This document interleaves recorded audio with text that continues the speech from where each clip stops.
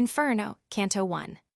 Midway upon the journey of our life, I found myself within a forest dark, for the straightforward pathway had been lost. Ah me, how hard a thing it is to say what was this forest savage, rough, and stern, which in the very thought renews the fear. So bitter is it, death is little more, but of the good to treat, which there I found, speak will I of the other things I saw there. I cannot well repeat how there I entered, so full was I of slumber at the moment, in which I had abandoned the true way. But after I had reached a mountain's foot, at that point where the valley terminated, which had with consternation pierced my heart. Upward I looked, and I beheld its shoulders, vested already with that planet's rays which leadeth others right by every road. Then was the fear a little quieted that in my heart's lake had endured throughout the night, which I had passed so piteously. And even as he, who, with distressful breath forth issued from the sea upon the shore, turns to the water perilous and gazes, so did my soul, that still was fleeing onward, turn itself back to re-behold the pass which never yet a living person left. After my weary body I had rested, the way resumed I on the desert slope, so that the firm foot ever was the lower. And lo, almost where the ascent began a panther light and swift exceedingly, which with a spotted skin was covered o'er. And never moved she from before my face, nay, rather did impede so much my way, that many times I to return had turned. The time was the beginning of the morning, and up the sun was mounting with those stars that with him were, what time the love divine. At first in motion set those beauteous things, so were to me occasion of good hope, the variegated skin of that wild beast.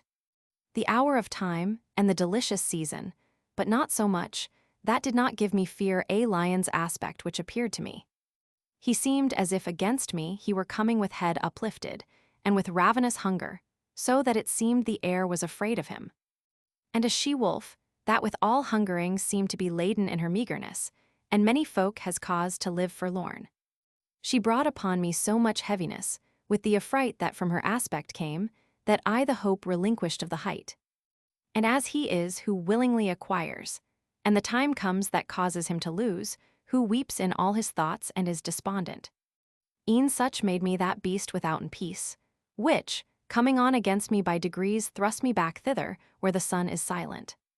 While I was rushing downward to the lowland, before mine eyes did one present himself, who seemed from long-continued silence hoarse. When I beheld him in the desert vast, have pity on me. Unto him I cried, whiche'er thou art, or shade or real man. He answered me, not man, man once I was, and both my parents were of Lombardy, and Mantuans by country both of them.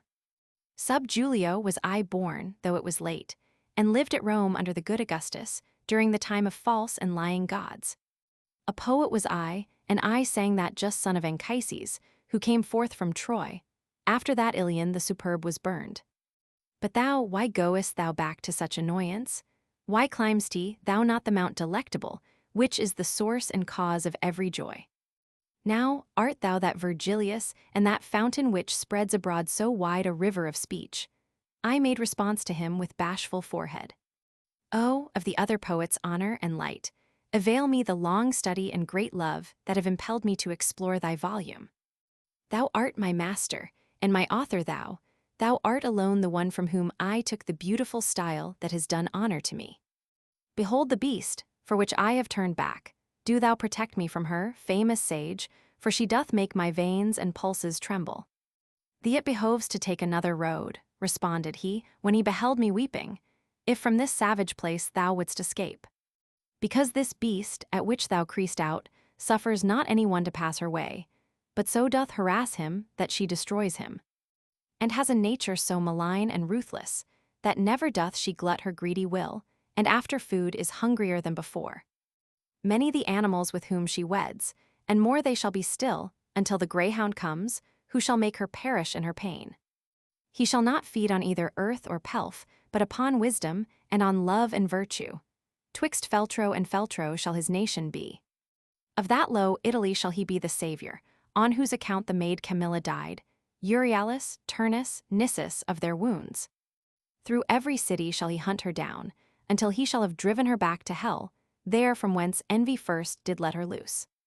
Therefore I think and judge it for thy best thou follow me, and I will be thy guide, and lead thee hence through the eternal place.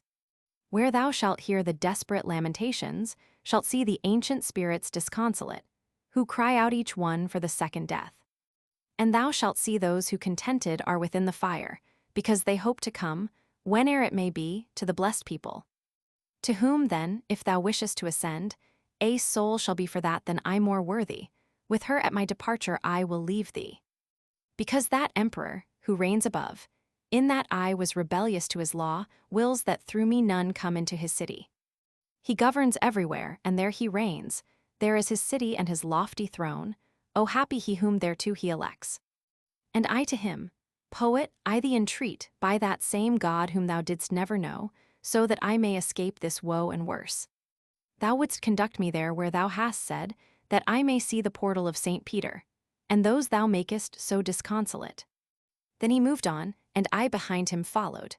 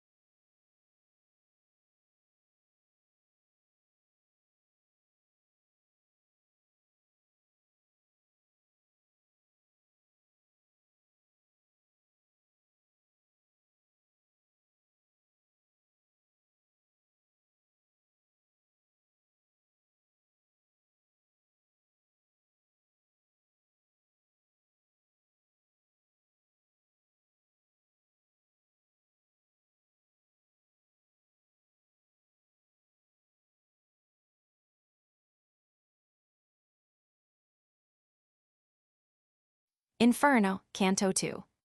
Day was departing, and the embrowned air released the animals that are on earth from their fatigues, and I, the only one, made myself ready to sustain the war, both of the way and likewise of the woe, which memory, that errs not shall retrace. O Muses, O high genius, now assist me. O memory, that didst write down what I saw, here thy nobility shall be manifest. And I began, Poet, who guidest me, regard my manhood, if it be sufficient, ere to the arduous pass thou dost confide me. Thou sayest that of Silvius the parent, while yet corruptible, unto the world immortal went, and was there bodily.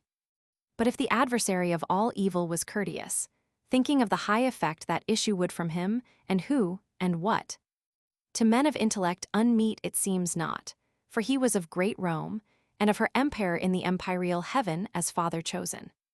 The which and what, wishing to speak the truth, were stablished as the holy place, wherein sits the successor of the greatest Peter. Upon this journey, whence thou givest him vaunt, things did he hear, which the occasion were both of his victory and the papal mantle. Thither went afterwards the chosen vessel, to bring back comfort thence unto that faith, which of salvation's way is the beginning. But I, why thither come, or who concedes it? I not Aeneas am, I am not Paul, nor I nor others think me worthy of it. Therefore if I resign myself to come, I fear the coming may be ill-advised. Thou art wise, and knowest better than I speak. And as he is, who unwills what he willed, and by new thoughts doth his intention chain, so that from his design he quite withdraws. Such I became, upon that dark hillside, because in thinking I consumed the emprise, which was so very prompt in the beginning. If I have well thy language understood, replied that shade of the magnanimous, thy soul attainted is with cowardice, which many times a man encumbers so, it turns him back from honored enterprise, as false sight doth a beast when he is shy. That thou mayst free thee from this apprehension, I'll tell thee why I came, and what I heard at the first moment when I grieved for thee. Among those was I who are in suspense, and a fair, saintly lady called to me in such wise, I besought her to command me. Her eyes were shining brighter than the star, and she began to say, gentle and low, with voice angelical in her own language. O spirit courteous of Mantua, of whom the fame still in the world endures, and shall endure, long-lasting as the world. A friend of mine, and not the friend of fortune upon the desert slope, is so impeded upon his way, that he has turned through terror. And may, I fear, already be so lost, that I too late have risen to his succor, from that which I have heard of him in heaven. Bestir thee now, and with thy speech ornate, and with what needful is for his release, assist him so, that I may be consoled. Beatrice am I, who do bid thee go. I come from there, where I would fain return. Love moved me, which compelleth me to speak. When I shall be in presence of my Lord, full often will I praise thee unto him. Then paused she, and thereafter I began. O Lady of Virtue, thou alone through whom the human race exceedeth all contained within the heaven that has the lesser circles. So grateful unto me is thy commandment, to obey, if 'twere already done, were late, no farther needst thou ope to me thy wish. But the cause, tell me, why thou dost not shun the here descending down into this center, from the vast place thou burnest to return to.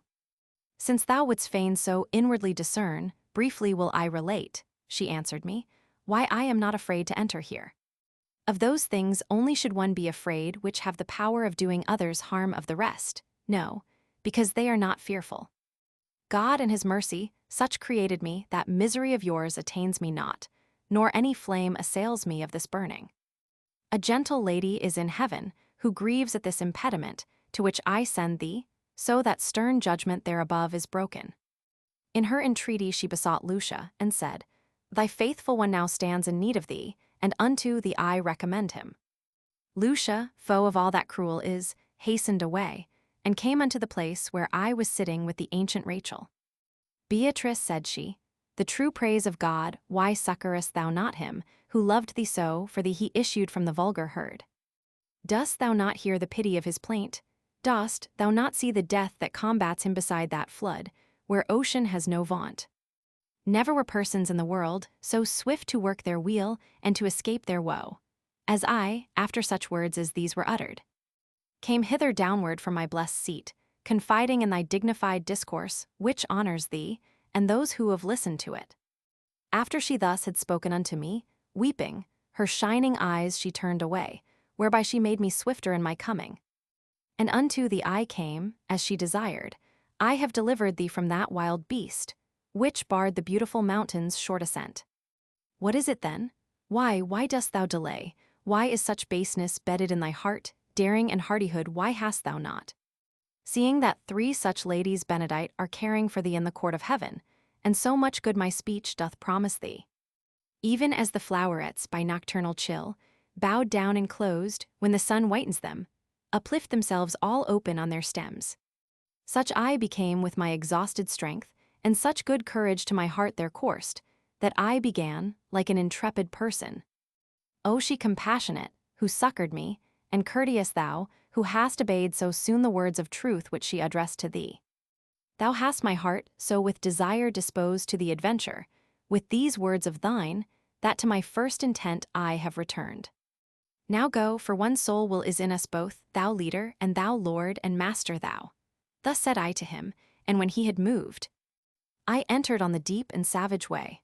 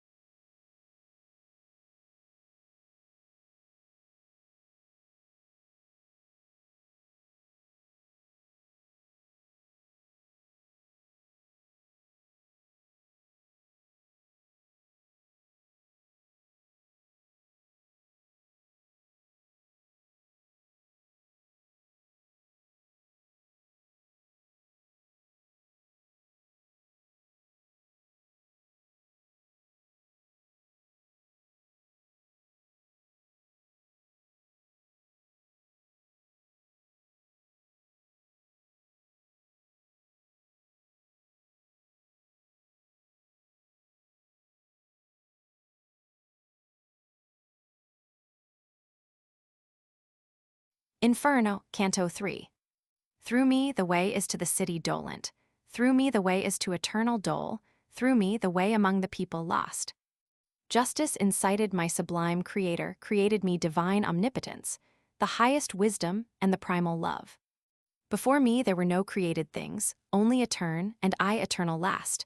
All hope abandon, ye who enter in. These words in somber color I beheld written upon the summit of a gate, whence their sense is, Master, hard to me. And he to me, as one experienced. Here all suspicion needs must be abandoned, all cowardice must needs be here extinct. We to the place have come, where I have told thee thou shalt behold the people dolorous who have forgone the good of intellect. And after he had laid his hand on mine with joyful mien, whence I was comforted, he led me in among the secret things. Their sighs, complaints, and ululations loud resounded through the air without a star, whence I, at the beginning, wept thereat. Languages diverse, horrible dialects, accents of anger, words of agony, and voices high and hoarse, with sound of hands, made up a tumult that goes whirling on forever in that air forever black, even as the sand doth when the whirlwind breathes. And I, who had my head with horror bound, said, Master, what is this which now I hear? What folk is this, which seems by pain so vanquished? And he to me, this miserable mode maintain the melancholy souls of those who lived without infamy or praise. Commingled are they with that caitiff choir of angels, who have not rebellious been, nor faithful were to God, but were for self. The heavens expelled them, not to be less fair, nor them the nethermore abyss receives, for glory none the damned would have from them. And I, O Master, what so grievous is to these, that maketh them lament so sore? He answered, I will tell thee very briefly. These have no longer any hope of death, and this blind life of theirs is so debased, they envious are of every other fate. No fame of them the world permits to be, misericord and justice both disdain them. Let us not speak of them, but look, and pass. And I, who looked again, beheld a banner which, whirling round, ran on so rapidly, that of all pause it seemed to me indignant. And after it there came so long a train of people, that I ne'er would have believed that ever death so many had undone. When some among them I had recognized, I looked, and I beheld the shade of him who made through cowardice the great refusal. Forthwith I comprehended, and was certain, that this the sect was of the caitiff wretches hateful to God and to his enemies. These miscreants, who never were alive, were naked, and were stung exceedingly by gadflies and by hornets that were there. These did their faces irrigate with blood, which, with their tears commingled, at their feet by the disgusting worms was gathered up. And when to gazing farther I betook me, people I saw on a great river's bank, whence said I, Master, now vouchsafe to me, that I may know who these are, and what law makes them appear so ready to pass over, as I discern athwart the dusky light. And he to me, these things shall all be known to thee, as soon as we our footsteps stay upon the dismal shore of Acheron. Then with mine eyes ashamed and downward cast, fearing my words might irksome be to him, from speech refrained I till we reached the river. And lo, towards us coming in a boat an old man, hoary with the hair of eld, crying, Woe unto you, ye souls depraved! Hope nevermore to look upon the heavens. I come to lead you to the other shore, to the eternal shades in heat and frost. And thou that yonder standest, living soul, withdraw thee from these people who are dead. But when he saw that I did not withdraw, he said, By other ways, by other ports thou to the shore shalt come, not here, for passage. A lighter vessel needs must carry thee. And unto him the guide, Vex thee not, Charon, it is so willed there where is power to do that which is willed, and farther question not. Thereat were quieted the fleecy cheeks of him, the ferryman of the livid fen, who round about his eyes had wheels of flame. But all those souls who weary were, and naked their color changed and gnashed their teeth together, as soon as they had heard those cruel words. God they blasphemed and their progenitors, the human race, the place, the time, the seed of their engendering and of their birth. Thereafter all together they drew back, bitterly weeping, to the accursed shore, which waiteth every man who fears not God. Charon the demon, with the eyes of Gleed beckoning to them, collects them all together, beats with his oar whoever lags behind. As in the autumn time the leaves fall off, first one and then another, till the branch unto the earth surrenders all its spoils. In similar wise the evil seed of Adam throw themselves from that margin one by one, at signals, as a bird unto its lure. So they depart across the dusky wave, and ere upon the other side they land. Again on this side a new troop assembles. My son, the courteous master said to me, all those who perish in the wrath of God here meet together out of every land. And ready are they to pass o'er the river, because celestial justice spurs them on, so that their fear is turned into desire. This way there never passes a good soul, and hence if Charon doth complain of thee, well mayst thou know now what his speech imports. This being finished, all the dusk champaign trembled so violently, that of that terror the recollection bathes me still with sweat. The land of tears gave forth a blast of wind, and fulminated a vermilion light, which overmastered in me every sense. And as a man whom sleep hath seized I fell.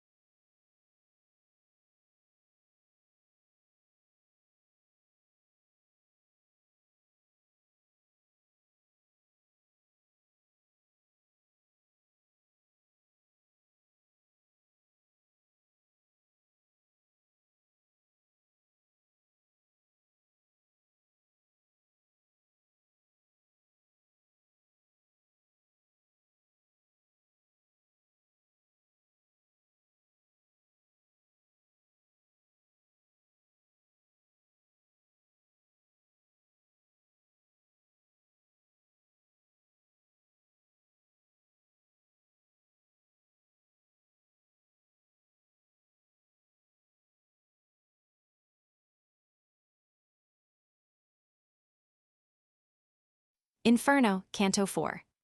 Broke the deep lethargy within my head a heavy thunder, so that I upstarted, like to a person who by force is wakened. And round about I moved my rested eyes, upright and erect, and steadfastly I gazed, to recognize the place wherein I was. True is it, that upon the verge I found me of the abysmal valley dolorous, that gathers thunder of infinite ululations. Obscure, profound it was, and nebulous, so that by fixing on its depths my sight nothing whatever I discerned therein. Let us descend now into the blind world, began the poet, pallid utterly. I will be first, and thou shalt second be. And I, who of his color was aware, said, how shall I come, if thou art afraid, what want to be a comfort to my fears? And he to me, the anguish of the people who are below here in my face depicts that pity which for terror thou hast taken. Let us go on, for the long way impels us. Thus he went in, and thus he made me enter the foremost circle that surrounds the abyss. There, as it seemed to me from listening, were lamentations none, but only sighs, that tremble made the everlasting air. And this arose from sorrow without torment, which the crowds had, that many were and great, of infants and of women and of men. To me the master good, thou dost not ask what spirits these, which thou beholdest, are now will I have thee know, ere thou go farther. That they sinned not, and if they merit had, 'tis not enough, because they had not baptism which is the portal of the faith thou holdest. And if they were before Christianity, in the right manner they adored not God, and among such as these am I myself. For such defects, and not for other guilt, lost are we and are only so far punished, that without hope we live on in desire. Great grief seized on my heart when this I heard, because some people of much worthiness I knew, who in that limbo were suspended. Tell me, my master, tell me, thou my lord, began I, with desire of being certain of that faith which o'ercometh every error. Came any one by his own merit hence, or by another's who was blessed thereafter, and he, who understood my covert speech, replied, I was a novice in this state, when I saw hither come a mighty one, with sign of victory incoronate. Hence he drew forth the shade of the first parent, and that of his son Abel, and of Noah, of Moses the lawgiver and the obedient. Abraham, patriarch, and David, king, Israel with his father and his children, and Rachel, for whose sake he did so much. And others many, and he made them blessed. And thou must know that earlier than these never were any human spirits saved. We cease not to advance because he spake, but still were passing onward through the forest, say I, of thick-crowded ghosts. Not very far as yet our way had gone this side the summit, when I saw a fire that overcame a hemisphere of darkness. We were a little distant from it still, but not so far that I in part discerned not that honorable people held that place. O thou who honorest every art and science, who may these be, which such great honor have, that from the fashion of the rest it parts them? And he to me, the honorable name that sounds of them above there in thy life, wins grace in heaven that so advances them. In the meantime a voice was heard by me, all honor be to the preeminent poet, his shade returns again, that was departed. After the voice had ceased and quiet was, 4 mighty shades I saw approaching us. Semblance had they nor sorrowful nor glad. To say to me began my gracious master, him with that falchion in his hand behold, who comes before the 3, even as their lord. That one is Homer, poet sovereign, he who comes next is Horace, the satirist, the 3rd is Ovid, and the last is Lucan. Because to each of these with me applies the name that solitary voice proclaimed, they do me honor, and in that do well. Thus I beheld assemble the fair school of that lord of the song preeminent, who o'er the others like an eagle soars. When they together had discoursed somewhat, they turned to me with signs of salutation, and on beholding this, my master smiled. And more of honor still, much more, they did me, in that they made me one of their own band, so that the 6th was I, mid so much wit. Thus we went on as far as to the light, things saying, teas becoming to keep silent, as was the saying of them where I was.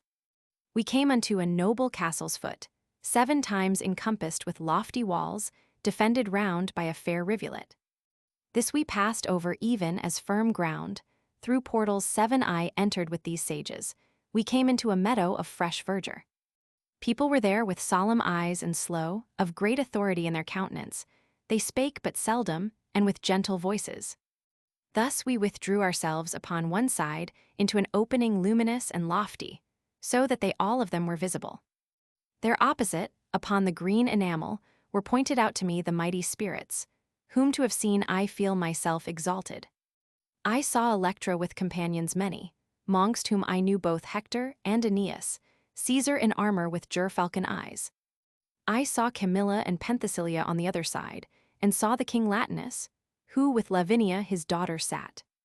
I saw that Brutus who drove Tarquin forth, Lucretia, Julia, Marcia, and Cornelia, and saw alone, apart, the Saladin. When I had lifted up my brows a little, the master I beheld of those who know, sit with his philosophically family. All gaze upon him, and all do him honor. There I beheld both Socrates and Plato, who nearer him before the others stand. Democritus, who puts the world on chance Diogenes, Anaxagoras and Thales, Zeno, Empedocles, and Heraclitus. Of qualities I saw the good collector, hight Dioscorides, and Orpheus saw I Tully and Livy, and moral Seneca. Euclid, geometrician, and Ptolemy, Galen, Hippocrates, and Avicenna Averroes, who the great comment made. I cannot all of them portray in full, because so drives me onward the long theme, that many times the word comes short of fact. The 6-fold company in 2 divides. Another way my sapient guide conducts me forth from the quiet to the air that trembles. And to a place I come where nothing shines,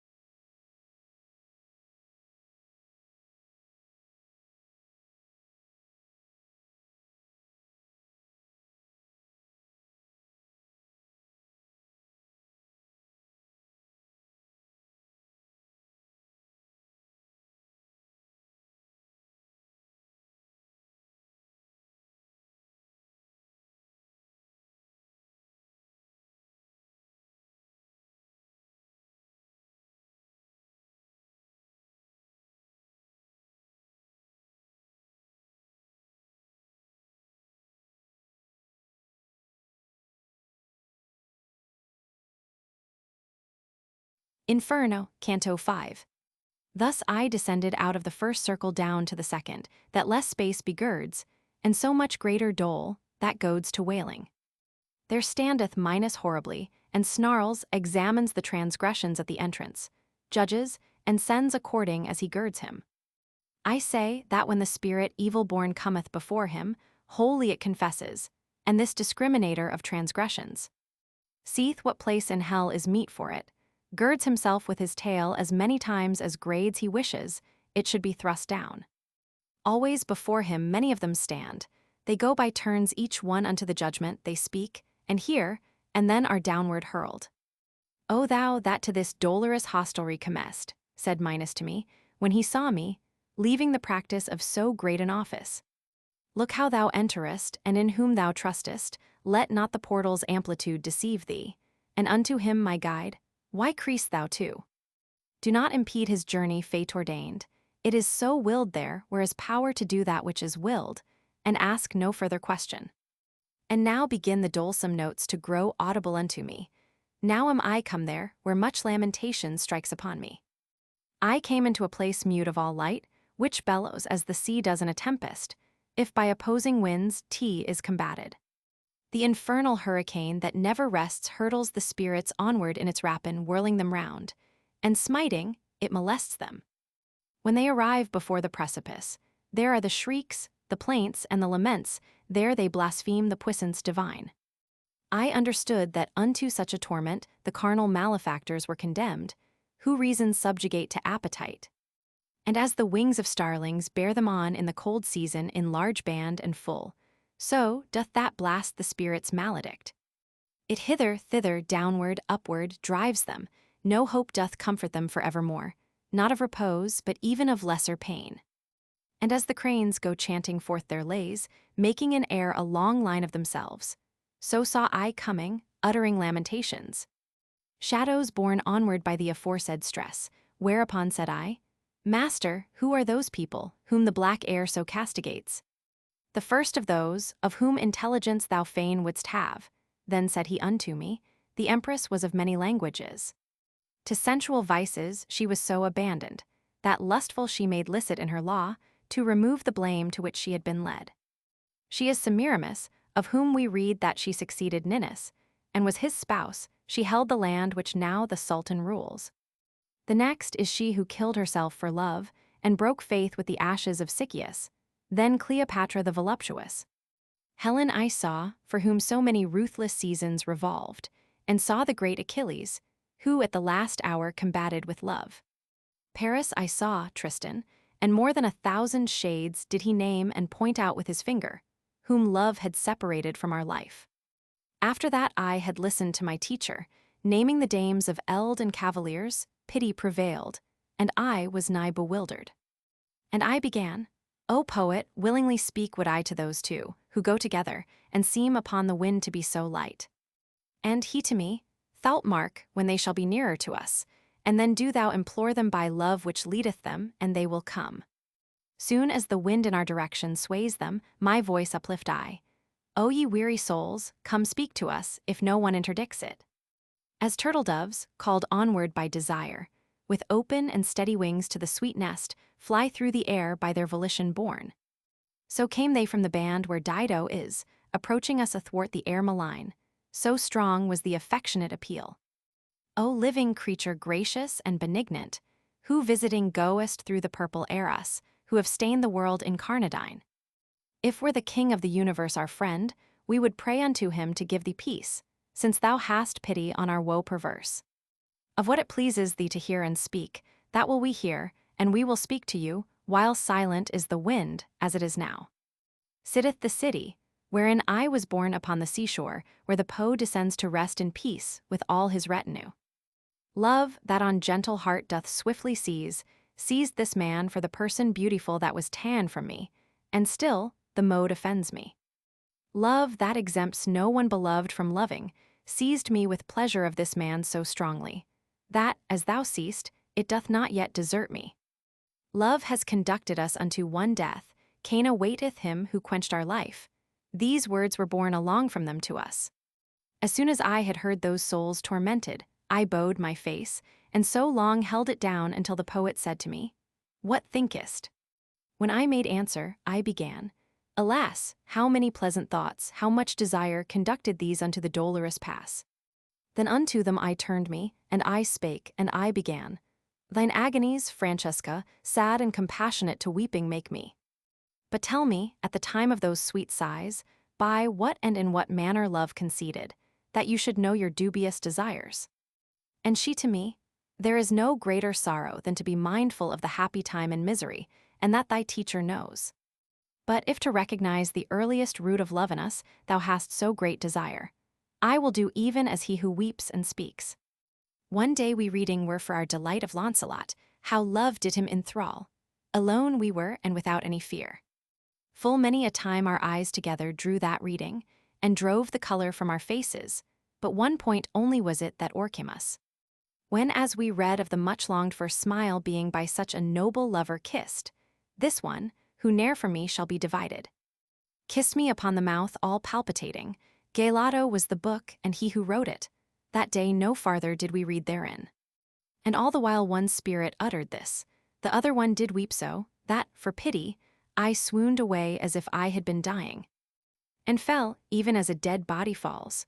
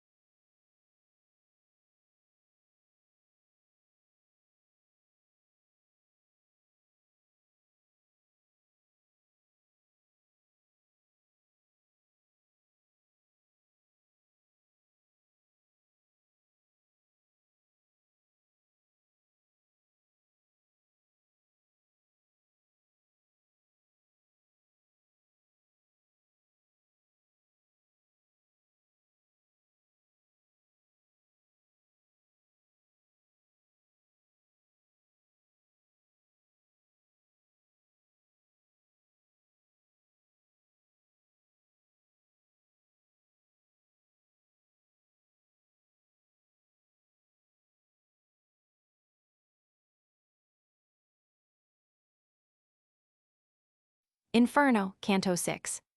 At the return of consciousness, that closed before the pity of those two relations, which utterly with sadness had confused me. New torments I behold, and new tormented around me, whichsoever way I move, and whichsoever way I turn and gaze. In the third circle am I of the rain eternal, maledict and cold, and heavy, its law and quality are never new.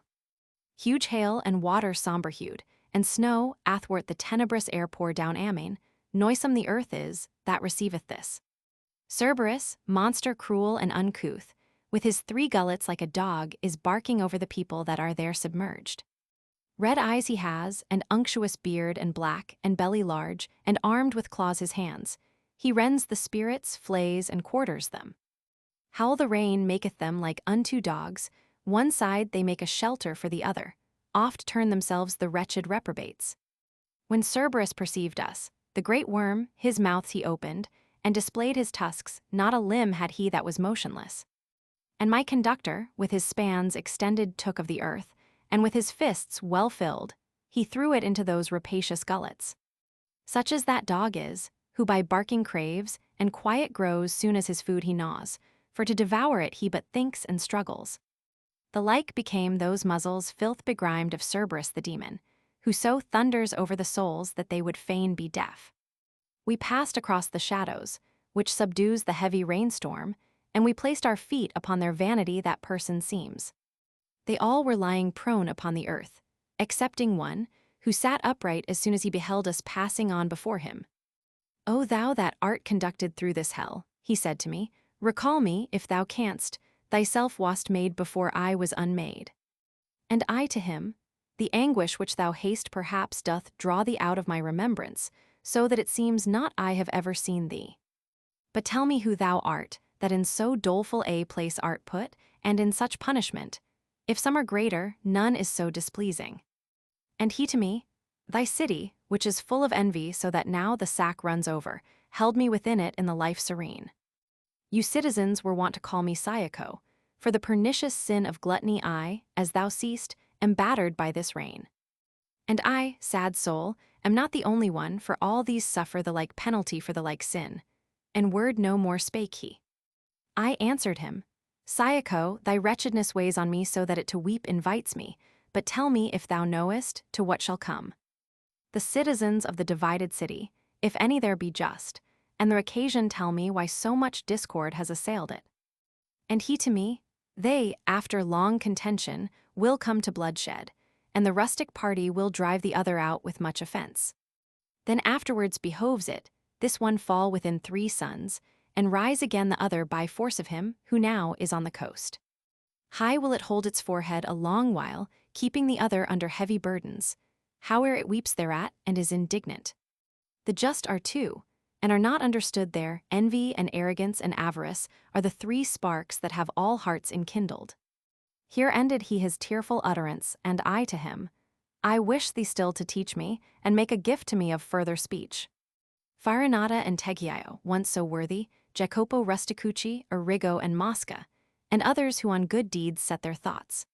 Say where they are, and cause that I may know them, for great desire constraineth me to learn if heaven doth sweeten them, or hell envenom." And he, "They are among the blacker souls, a different sin downweighs them to the bottom. If thou so far descendest, thou canst see them. But when thou art again in the sweet world, I pray thee to the mind of others bring me. No more I tell thee, and no more I answer." Then his straightforward eyes he turned askance, eyed me a little, and then bowed his head. He fell therewith prone like the other blind. And the guide said to me, "He wakes no more this side the sound of the angelic trumpet, when shall approach the hostile potentate. Each one shall find again his dismal tomb, shall reassume his flesh and his own figure, shall hear what through eternity re-echoes." So we passed onward o'er the filthy mixture of shadows, and of rain with footsteps slow, touching a little on the future life. Wherefore I said, "Master, these torments here, will they increase after the mighty sentence, or lesser be, or will they be as burning?"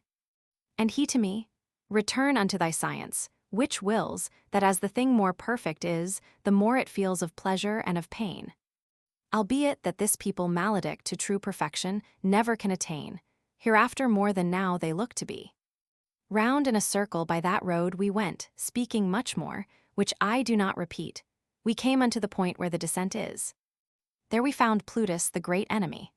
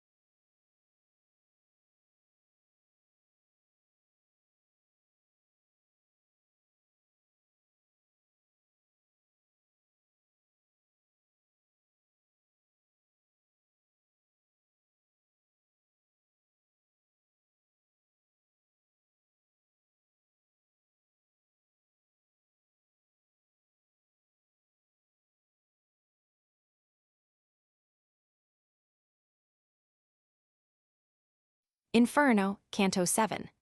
Pape Satan, alep.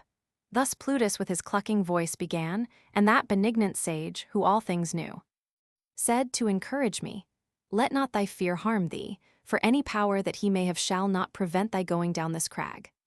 Then he turned round unto that bloated lip, and said, "Be silent, thou accursed wolf, consume within thyself with thine own rage. Not causeless is this journey to the abyss, thus is it willed on high, where Michael wrought vengeance upon the proud adultery. Even as the sails inflated by the wind involved together, fall when snaps the mast, so fell the cruel monster to the earth. Thus we descended into the fourth chasm, gaining still farther on the dolesome shore, which all the woe of the universe ensacks. Justice of God, ah, who heaps up so many new toils and sufferings as I beheld, and why doth our transgression waste us so? As doth the billow there upon Charybdis, that breaks itself on that which it encounters, so here the folk must dance their roundelay. Here saw I people, more than elsewhere, many, on one side and the other, with great howls, rolling weights forward by main force of chest. They clashed together, and then at that point each one turned backward, rolling retrograde, crying, Why keepest? And why squanderest thou? Thus they returned along the lurid circle on either hand unto the opposite point, shouting their shameful metre evermore.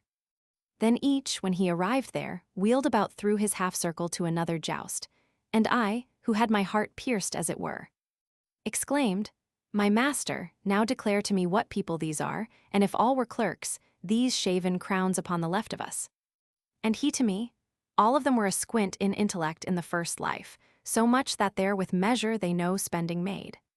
Clearly enough their voices bark it forth, whene'er they reach the 2 points of the circle, where sunders them the opposite defect. Clerks those were who no hairy covering have on the head, and popes and cardinals, in whom doth avarice practice its excess. And I, my master, among such as these I ought forsooth to recognize some few, who were infected with these maladies. And he to me, Vain thought thou entertainest, the undiscerning life which made them sordid now makes them unto all discernment dim. Forever shall they come to these 2 buddings, these from the sepulchre shall rise again with the fist closed, and these with tresses shorn. Ill giving and ill keeping the fair world have tan from them, and place them in this scuffle, whate'er it be, no words adorn I for it. Now canst thou, son, behold the transient farce of goods that are committed unto fortune, for which the human race each other buffet. For all the gold that is beneath the moon, or ever has been, of these weary souls could never make a single one repose. Master, I said to him, now tell me also what is this fortune which thou speakest of, that has the world's good so within its clutches. And he to me, O creatures imbecile, what ignorance is this which doth beset you? Now will I have thee learn my judgment of her.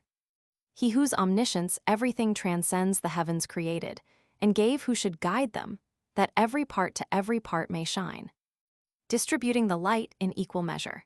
He in like manner to the mundane splendors ordained a general mistress and guide, that she might change at times the empty treasures from race to race, from one blood to another, beyond resistance of all human wisdom.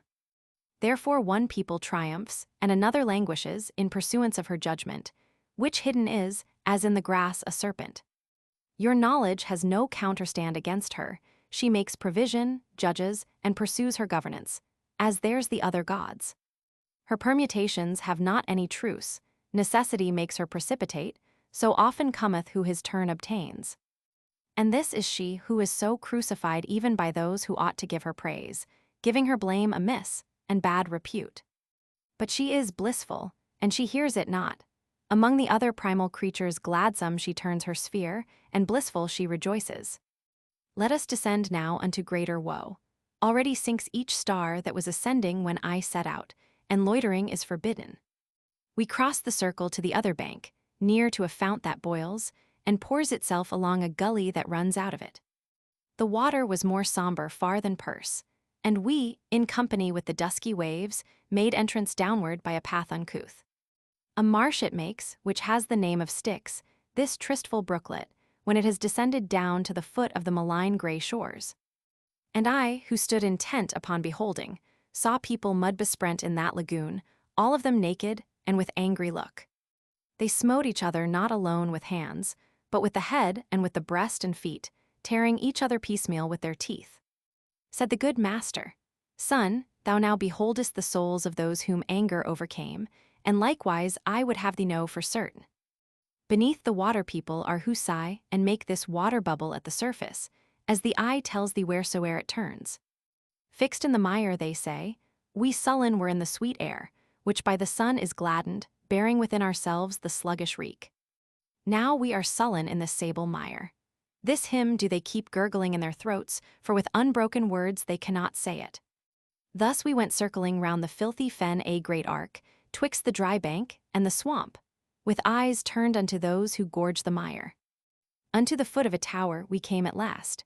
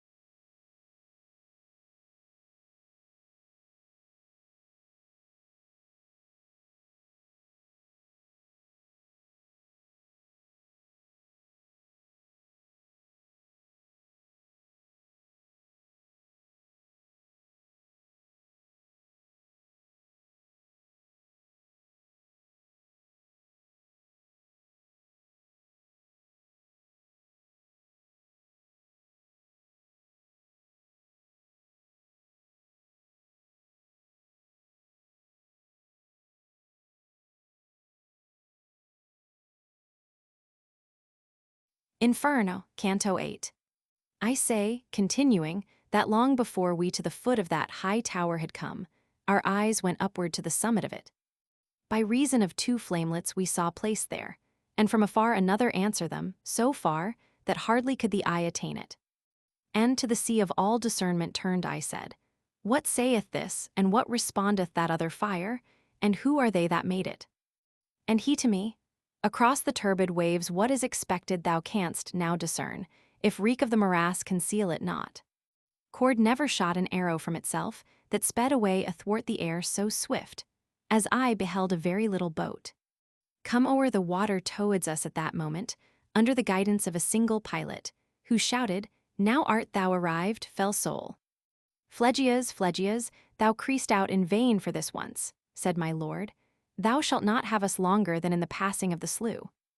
As he who listens to some great deceit that has been done to him, and then resents it, such became Phlegias in his gathered wrath.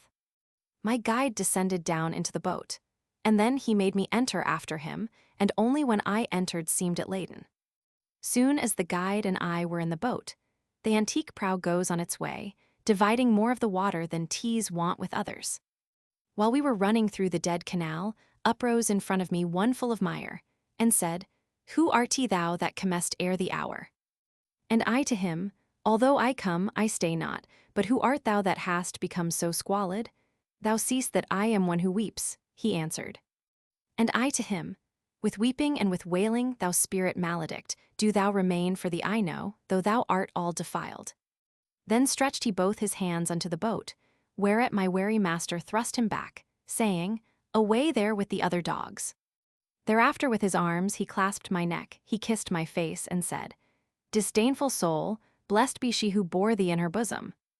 That was an arrogant person in the world goodness is none, that decks his memory, so likewise here his shade is furious. How many are esteemed great kings up there, who here shall be like unto swine and mire, leaving behind them horrible dispraises. And I, my master, much should I be pleased, if I could see him soused into this broth before we issue forth out of the lake. And he to me, Ere unto thee the shore reveal itself, thou shalt be satisfied, such a desire tease meat thou shouldst enjoy. A little after that, I saw such havoc made of him by the people of the mire, that still I praise and thank my God for it. They all were shouting, At Filippo Argenti, and that exasperate spirit Florentine turned round upon himself with his own teeth. We left him there, and more of him I tell not, but on mine ears there smote a lamentation, whence forward I intent unbar mine eyes. And the good master said, Even now, my son, the city draweth near whose name is Dis, with the grave citizens, with the great throng. And I, its mosques already master, clearly within there in the valley I discern vermilion, as if issuing from the fire. They were, and he to me, the fire eternal that kindles them within makes them look red, as thou beholdest in this nether hell. Then we arrived within the moats profound, that circumvallate that disconsolate city, the walls appeared to me to be of iron. Not without making first a circuit wide, we came unto a place where loud the pilot cried out to us, "Debark, here is the entrance." More than 1,000 at the gates I saw out of the heavens rain down, who angrily were saying, "Who is this that without death goes through the kingdom of the people dead?" And my sagacious master made a sign of wishing secretly to speak with them. A little then they quelled their great disdain, and said, "Come thou alone, and he begone who has so boldly entered these dominions. Let him return alone by his mad road, try if he can, for thou shalt here remain, who hast escorted him through such dark regions." Think, reader, if I was discomforted at utterance of the accursed words, for never to return here I believed. O my dear guide, who more than 7 times haste rendered me security, and drawn me from imminent peril that before me stood. Do not desert me, said I, thus undone, and if the going farther be denied us, let us retrace our steps together swiftly. And that Lord who had led me thitherward said unto me, Fear not, because our passage none can take from us, it by such is given. But here await me, and thy weary spirit comfort and nourish with a better hope, for in this nether world I will not leave thee. So onward goes, and there abandons me my Father sweet, and I remain in doubt, for no and yes within my head contend. I could not hear what he proposed to them, but with them there he did not linger long, ere each within in rivalry ran back. They closed the portals, those our adversaries, on my lord's breast, who had remained without and turned to me with footsteps far between. His eyes cast down, his forehead shorn had he of all its boldness, and he said with sighs, Who has denied to me the dolesome houses? And unto me, Thou, because I am angry, fear not, for I will conquer in the trial, whatever for defense within be planned. This arrogance of theirs is nothing new, for once they used it at less secret gate, which finds itself without a fastening still. O'er it didst thou behold the dead inscription, and now this side of it descends the steep, passing across the circles without escort. One by whose means the city shall be opened.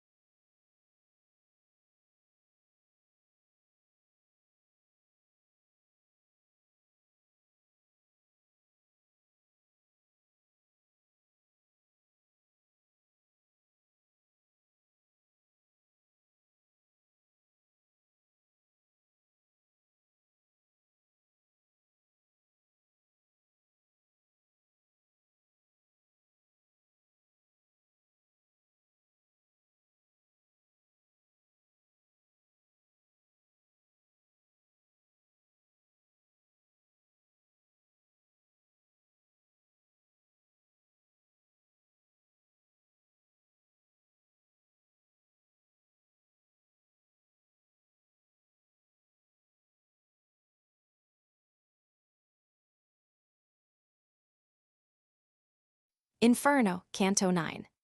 That hue which cowardice brought out on me, beholding my conductor backward turn, sooner repressed within him his new color. He stopped attentive, like a man who listens, because the eye could not conduct him far through the black air and through the heavy fog. Still it behoveth us to win the fight, began he, else, such offered us herself. Oh, how I long that someone here arrive. Well I perceived, as soon as the beginning he covered up with what came afterward, that they were words quite different from the first.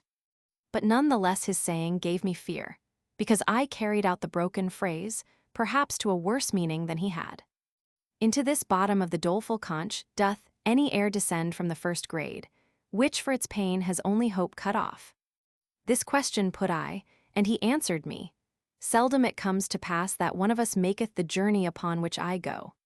True is it, once before I here below was conjured by that pitiless Erichtho, who summoned back the shades unto their bodies. Naked of me short while the flesh had been, before within that wall she made me enter, to bring a spirit from the circle of Judas. That is the lowest region and the darkest, and farthest from the heaven which circles all. Well know I the way, therefore be reassured.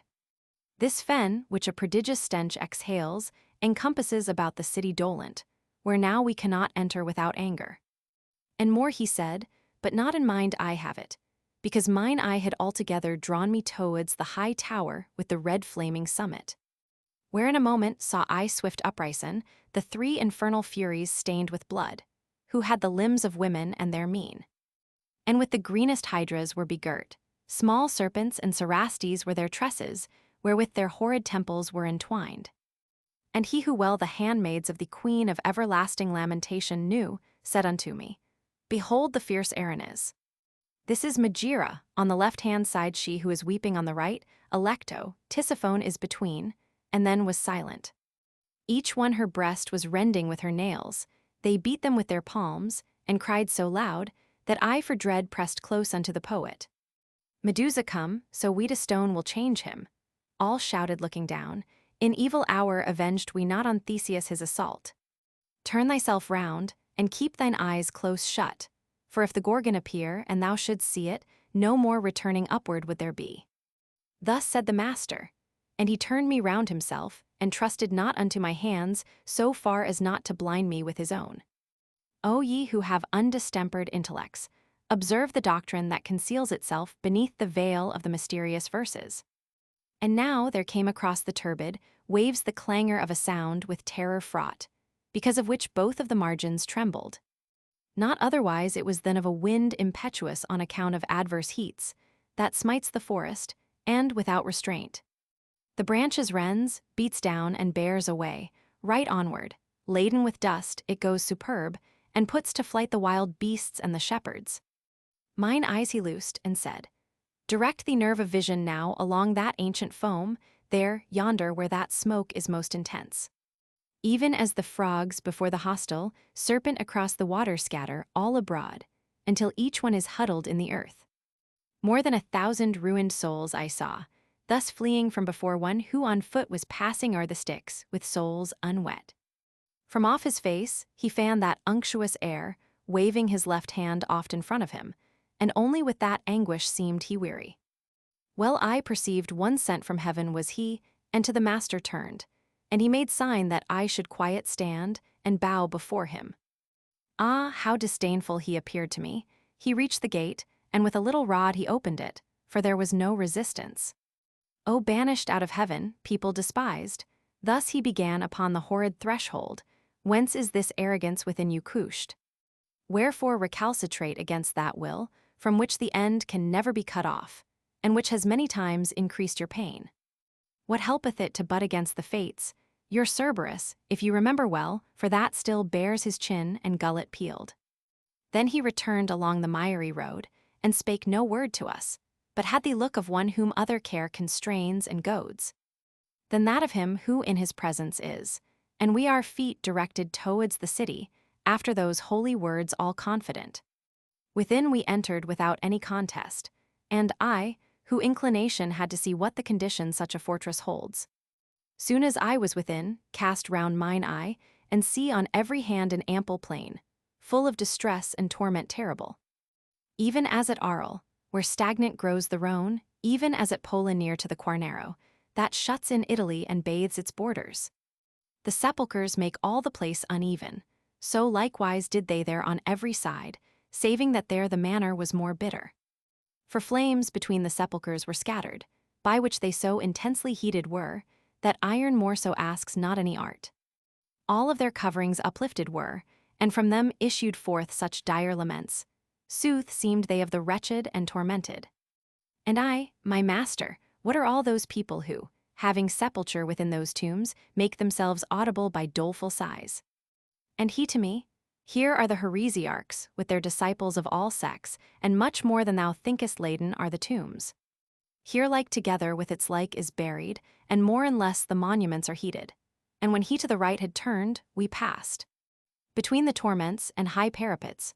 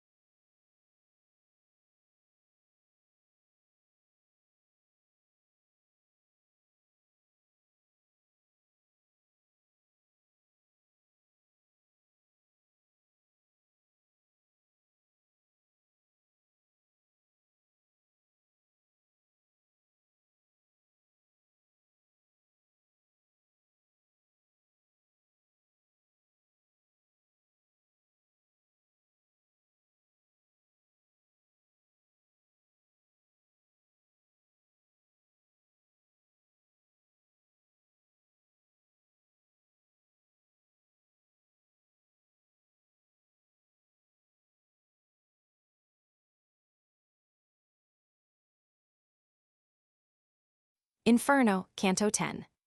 Now onward goes, along a narrow path between the torments and the city wall, my master, and I follow at his back. O power supreme, that through these impious circles turnest me, I began, as pleases thee speak to me, and my longings satisfy. The people who are lying in these tombs, might they be seen, already are uplifted the covers all, and no one keepeth guard. And he to me, they all will be closed up when from Jehoshaphat they shall return here with the bodies they have left above. Their cemetery have upon this side with Epicurus all his followers, who with the body mortal make the soul. But in the question thou dost put to me, within here shalt thou soon be satisfied, and likewise in the wish thou keepest silent. And I, good leader, I but keep concealed from thee my heart, that I may speak the less, nor only now hast thou thereto disposed me. O Tuscan, thou who through the city of fire goest alive, thus speaking modestly, be pleased to stay thy footsteps in this place. Thy mode of speaking makes thee manifest a native of that noble fatherland, to which perhaps I too molestful was. Upon a sudden issued forth this sound from out one of the tombs, wherefore I pressed, fearing, a little nearer to my leader. And unto me he said, Turn thee, what dost thou? Behold their Farinata who has risen, from the waist upwards wholly shalt thou see him. I had already fixed mine eyes on his, and he uprose erect with breast and front an, as if hell he had in great despite. And with courageous hands and prompt my leader thrust me between the sepulchres towards him, exclaiming, Let thy words explicit be. As soon as I was at the foot of his tomb somewhat he eyed me, and, as if disdainful, then asked of me, Who were thine ancestors? I, who desirous of obeying was, concealed it not, but all revealed to him, whereat he raised his brows a little upward. Then said he, Fiercely adverse have they been to me, and to my fathers and my party, so that two several times I scattered them. If they were banished, they returned on all sides, I answered him, the first time and the second, but yours have not acquired that art aright. Then there uprose upon the sight, uncovered down to the chin, a shadow at his side. I think that he had risen on his knees.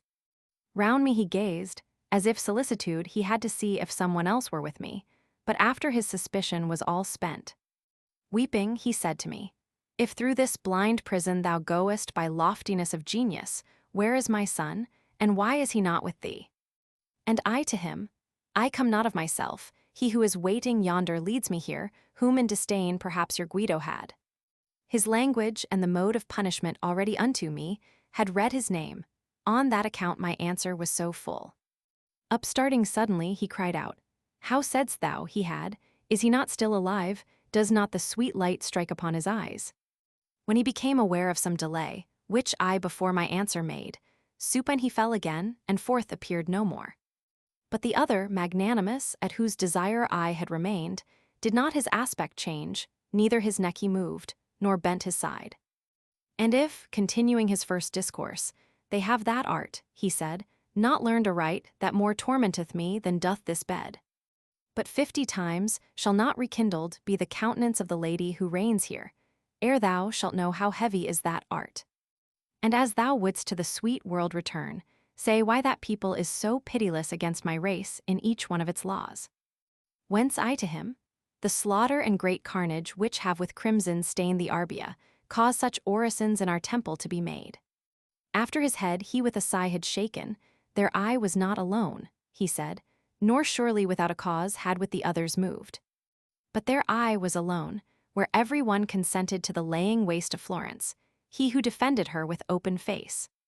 Ah, so hereafter may your seed repose, I him entreated, solve for me that knot, which has entangled my conceptions here. It seems that you can see, if I hear rightly, beforehand whatsoe'er time brings with it, and in the present have another mode. We see, like those who have imperfect sight, the things, he said, that distant are from us, so much still shines on us the sovereign ruler. When they draw near, or are, is wholly vain our intellect, and if none brings it to us, not anything know we of your human state. Hence thou canst understand, that wholly dead will be our knowledge from the moment when the portal of the future shall be closed. Then I, as if compunctious for my fault, said, Now then you will tell that fallen one, that still his son is with the living joined. And if just now, in answering, I was dumb, Tell him I did it because I was thinking already of the error you have solved me. And now my master was recalling me, wherefore more eagerly I prayed the spirit that he would tell me who was with him there. He said, with more than 1,000 here I lie, within here is the second Frederick, and the cardinal, and of the rest I speak not. Thereon he hid himself, and I towards the ancient poet turned my steps, reflecting upon that saying, which seemed hostile to me. He moved along, and afterward thus going, he said to me, Why art thou so bewildered? And I in his inquiry satisfied him. Let memory preserve what thou hast heard against thyself. That sage commanded me, and now attend here, and he raised his finger. When thou shalt be before the radiant suite of her, whose beauteous eyes all things behold, from her thou'lt know the journey of thy life. Unto the left hand then he turned his feet, we left the wall, and went towards the middle, along a path that strikes into a valley, which even up there unpleasant made its stench.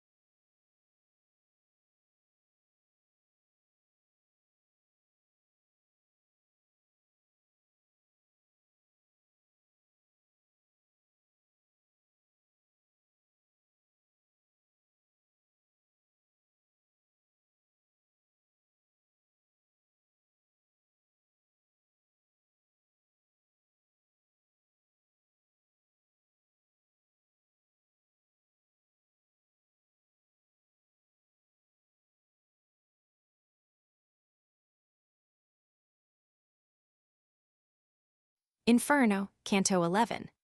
Upon the margin of a lofty bank which great rocks broken in a circle made, we came upon a still more cruel throng. And there, by reason of the horrible excess of stench the deep abyss throws out, we drew ourselves aside behind the cover of a great tomb, whereon I saw a writing which said, Pope Anastasius I hold, whom out of the right way Photinus drew. Slow it behoveth our descent to be, so that the sense be first a little used to the sad blast, and then we shall not heed it. The master thus, and unto him I said, Some compensation find that the time pass not idly, and he, Thou seest I think of that.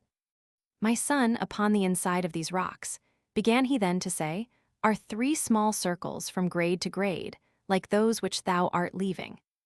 They all are full of spirits maledict, but that hereafter sight alone suffice thee, hear how and wherefore they are in constraint. Of every malice that wins hate in heaven injury is the end, and all such end either by force or fraud afflicteth others. But because fraud is man's peculiar vice, more it displeases God, and so stand lowest the fraudulent, and greater dole assails them.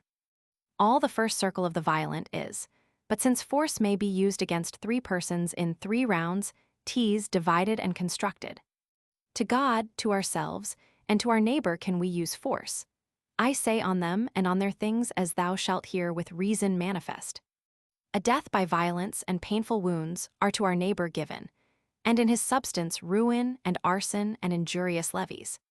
Whence homicides, and he who smites unjustly, marauders and freebooters, the first round tormenteth all in companies diverse. Man may lay violent hands upon himself and his own goods, and therefore in the second round must perforce without avail repent.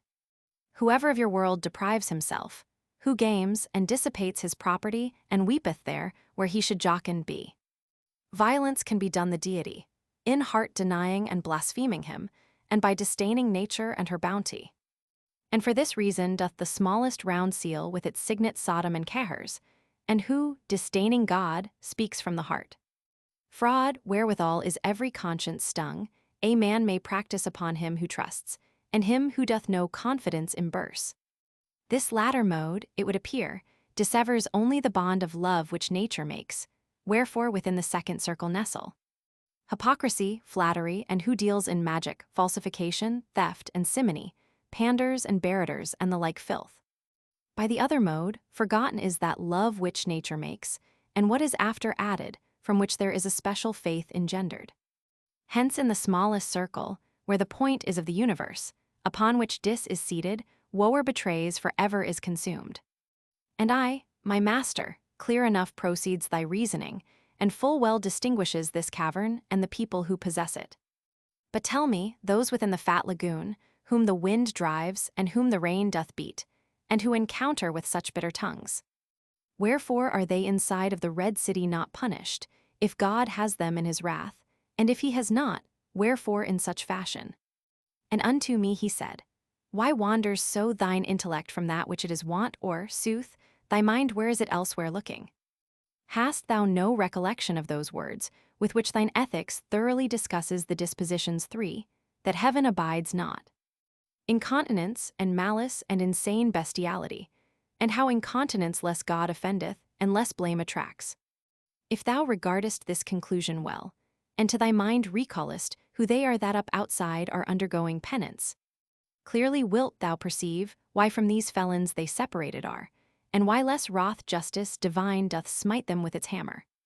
O Son, that healest all distempered vision, thou dost content me so, when thou resolvest, that doubting pleases me no less than knowing. Once more a little backward turn thee, said I, there where thou sayest that usury offends goodness divine, and disengage the knot.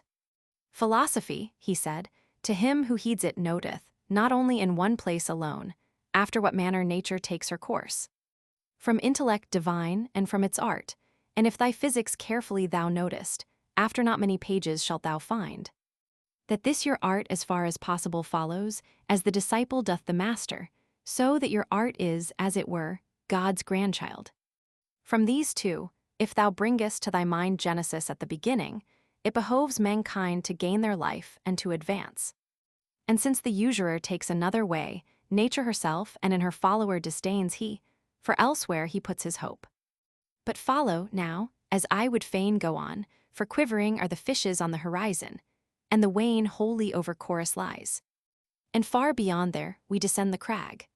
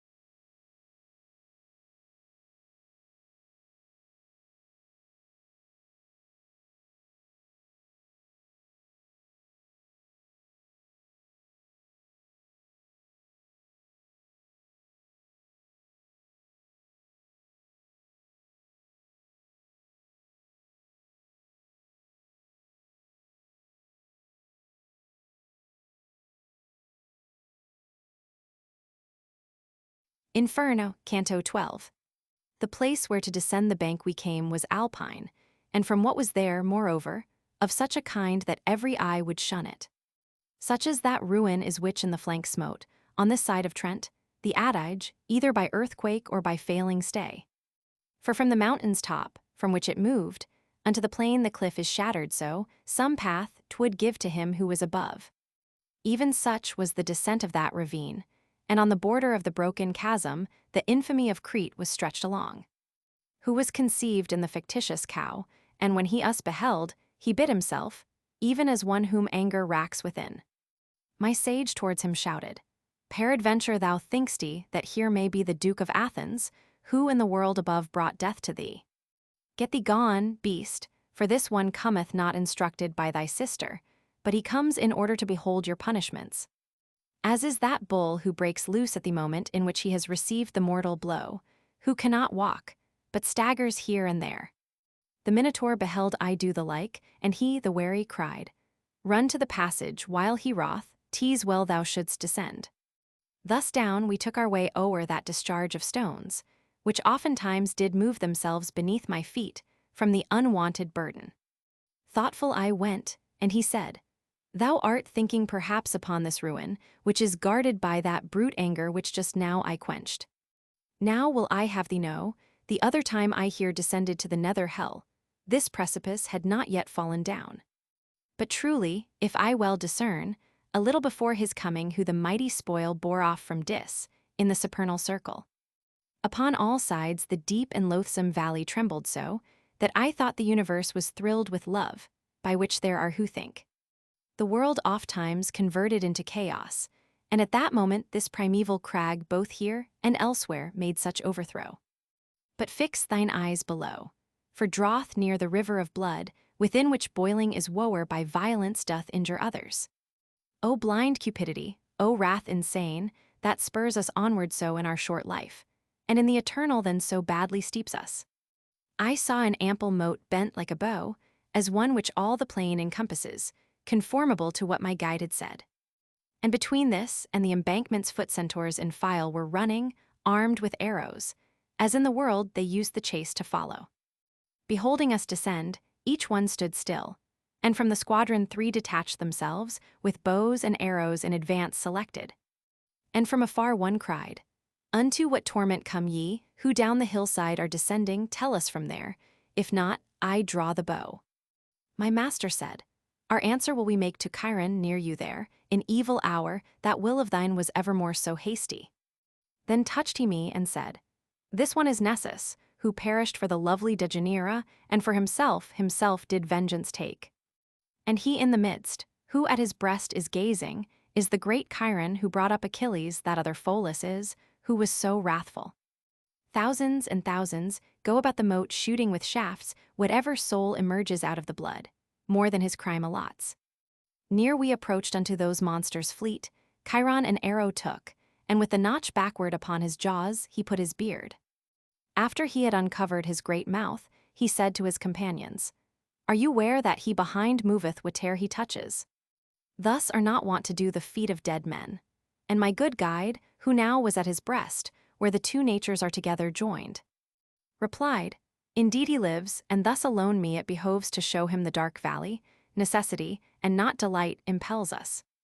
Someone withdrew from singing Hallelujah, who unto me committed this new office, no thief is he, nor I a thievish spirit.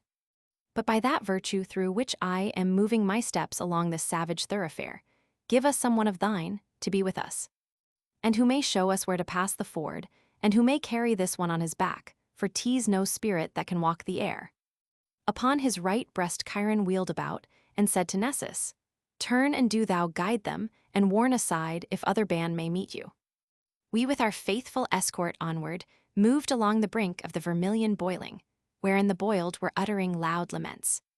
People I saw within up to the eyebrows, and the great centaur said, Tyrants are these, who dealt in bloodshed and in pillaging. Here they lament their pitiless mischiefs. Here is Alexander, and fierce Dionysius who, upon Sicily, brought dolorous years. That forehead there which has the hair so black is Atzelin, and the other who is blonde, Abizo is of Este, who, in truth, up in the world was by his stepson slain. Then turned I to the poet, and he said, Now he be first to thee, and second I. A little farther on the centaur, stopped above a folk, who far down as the throat seemed from that boiling stream to issue forth. A shade he showed us on one side alone, saying, He cleft asunder in God's bosom the heart that still upon the Thames is honored. Then people saw I, who from out the river lifted their heads, and also all the chest, and many among these I recognized. Thus ever more and more grew shallower that blood, so that the feet alone it covered, and there across the moat our passage was. Even as thou here upon this side beholdest the boiling stream, that aye diminishes, the centaur said, I wish thee to believe that on this other more and more declines its bed, until it reunites itself where it behoveth tyranny to groan. Justice divine upon this side is goading that Attila who is a scourge on earth and Pyrrhus and Sextus, and forever milks. The tears which with the boiling it unseals in Reinier de Corneto and Reinier Pazzo, who made upon the highways so much war. Then back he turned, and passed again the ford.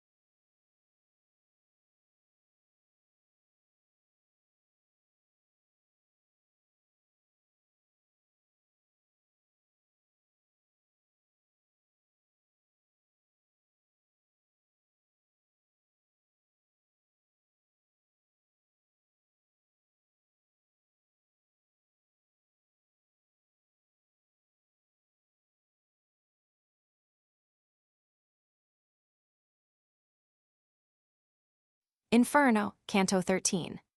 Not yet had Nessus reached the other side, when we had put ourselves within a wood that was not marked by any path whatever. Not foliage green, but of a dusky color, not branches smooth, but gnarled and intertangled, not apple trees were there, but thorns with poison.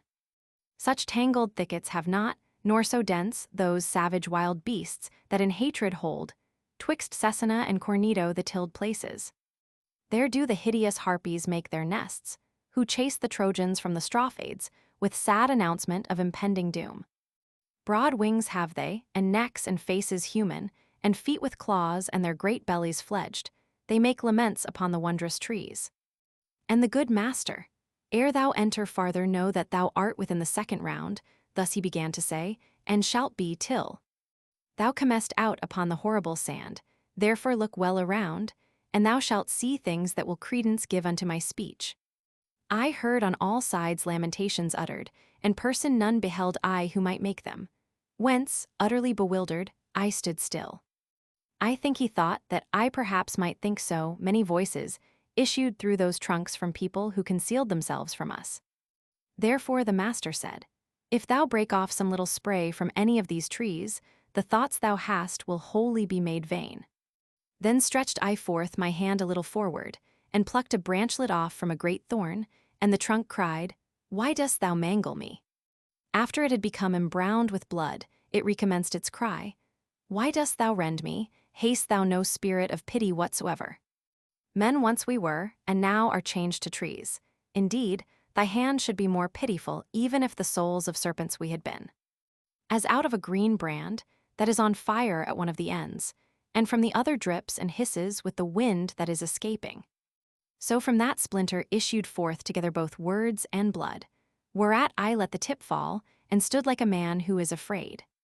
Had he been able sooner to believe, my sage made answer, O thou wounded soul, what only in my verses he has seen. Not upon thee had he stretched forth his hand, whereas the thing incredible has caused me to put him to an act which grieveth me. But tell him who thou wast, so that by way of some amends thy fame he may refresh up in the world, to which he can return.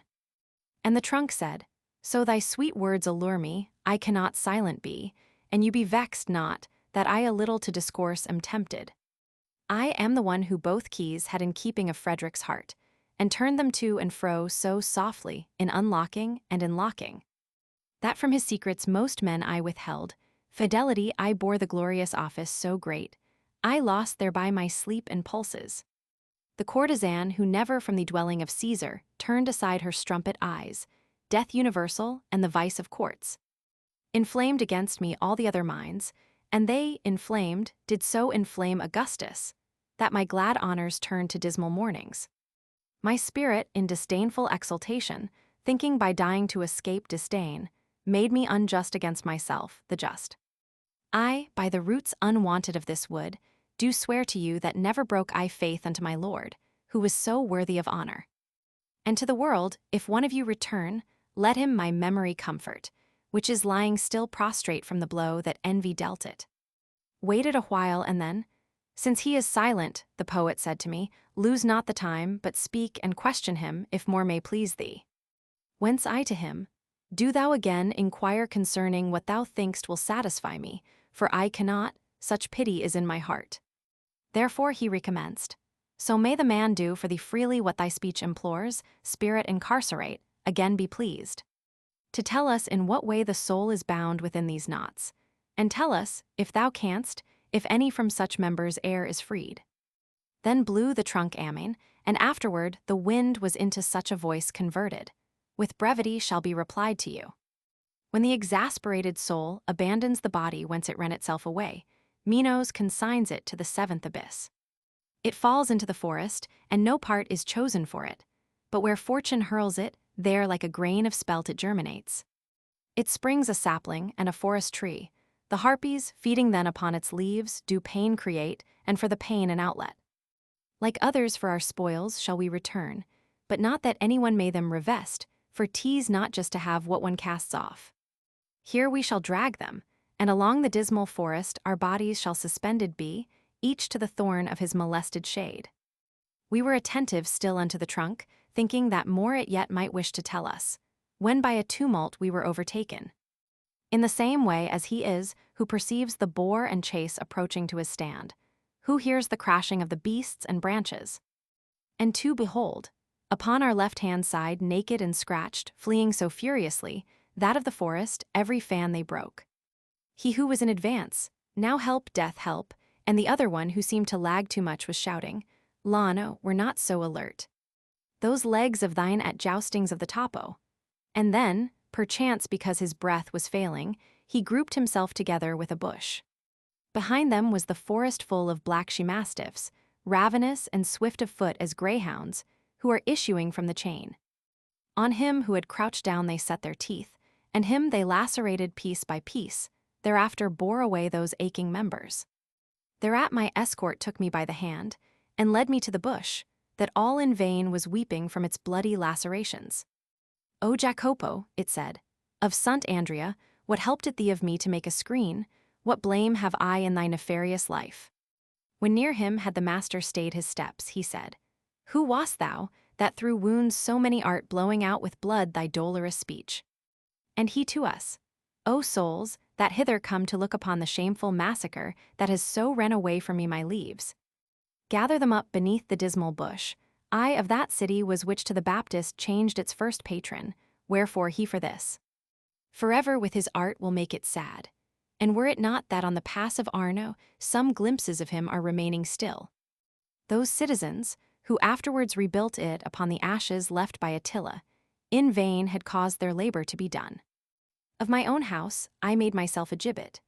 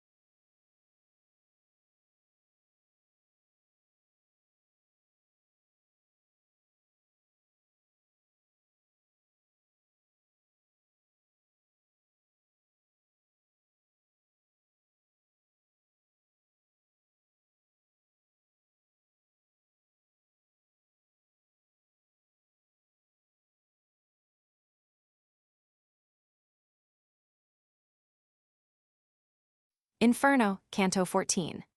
Because the charity of my native place constrained me, gathered I the scattered leaves, and gave them back to him, who now was hoarse. Then came we to the confine, where disparted the second round is from the third, and where a horrible form of justice is beheld. Clearly to manifest these novel things, I say that we arrived upon a plain, which from its bed rejecteth every plant.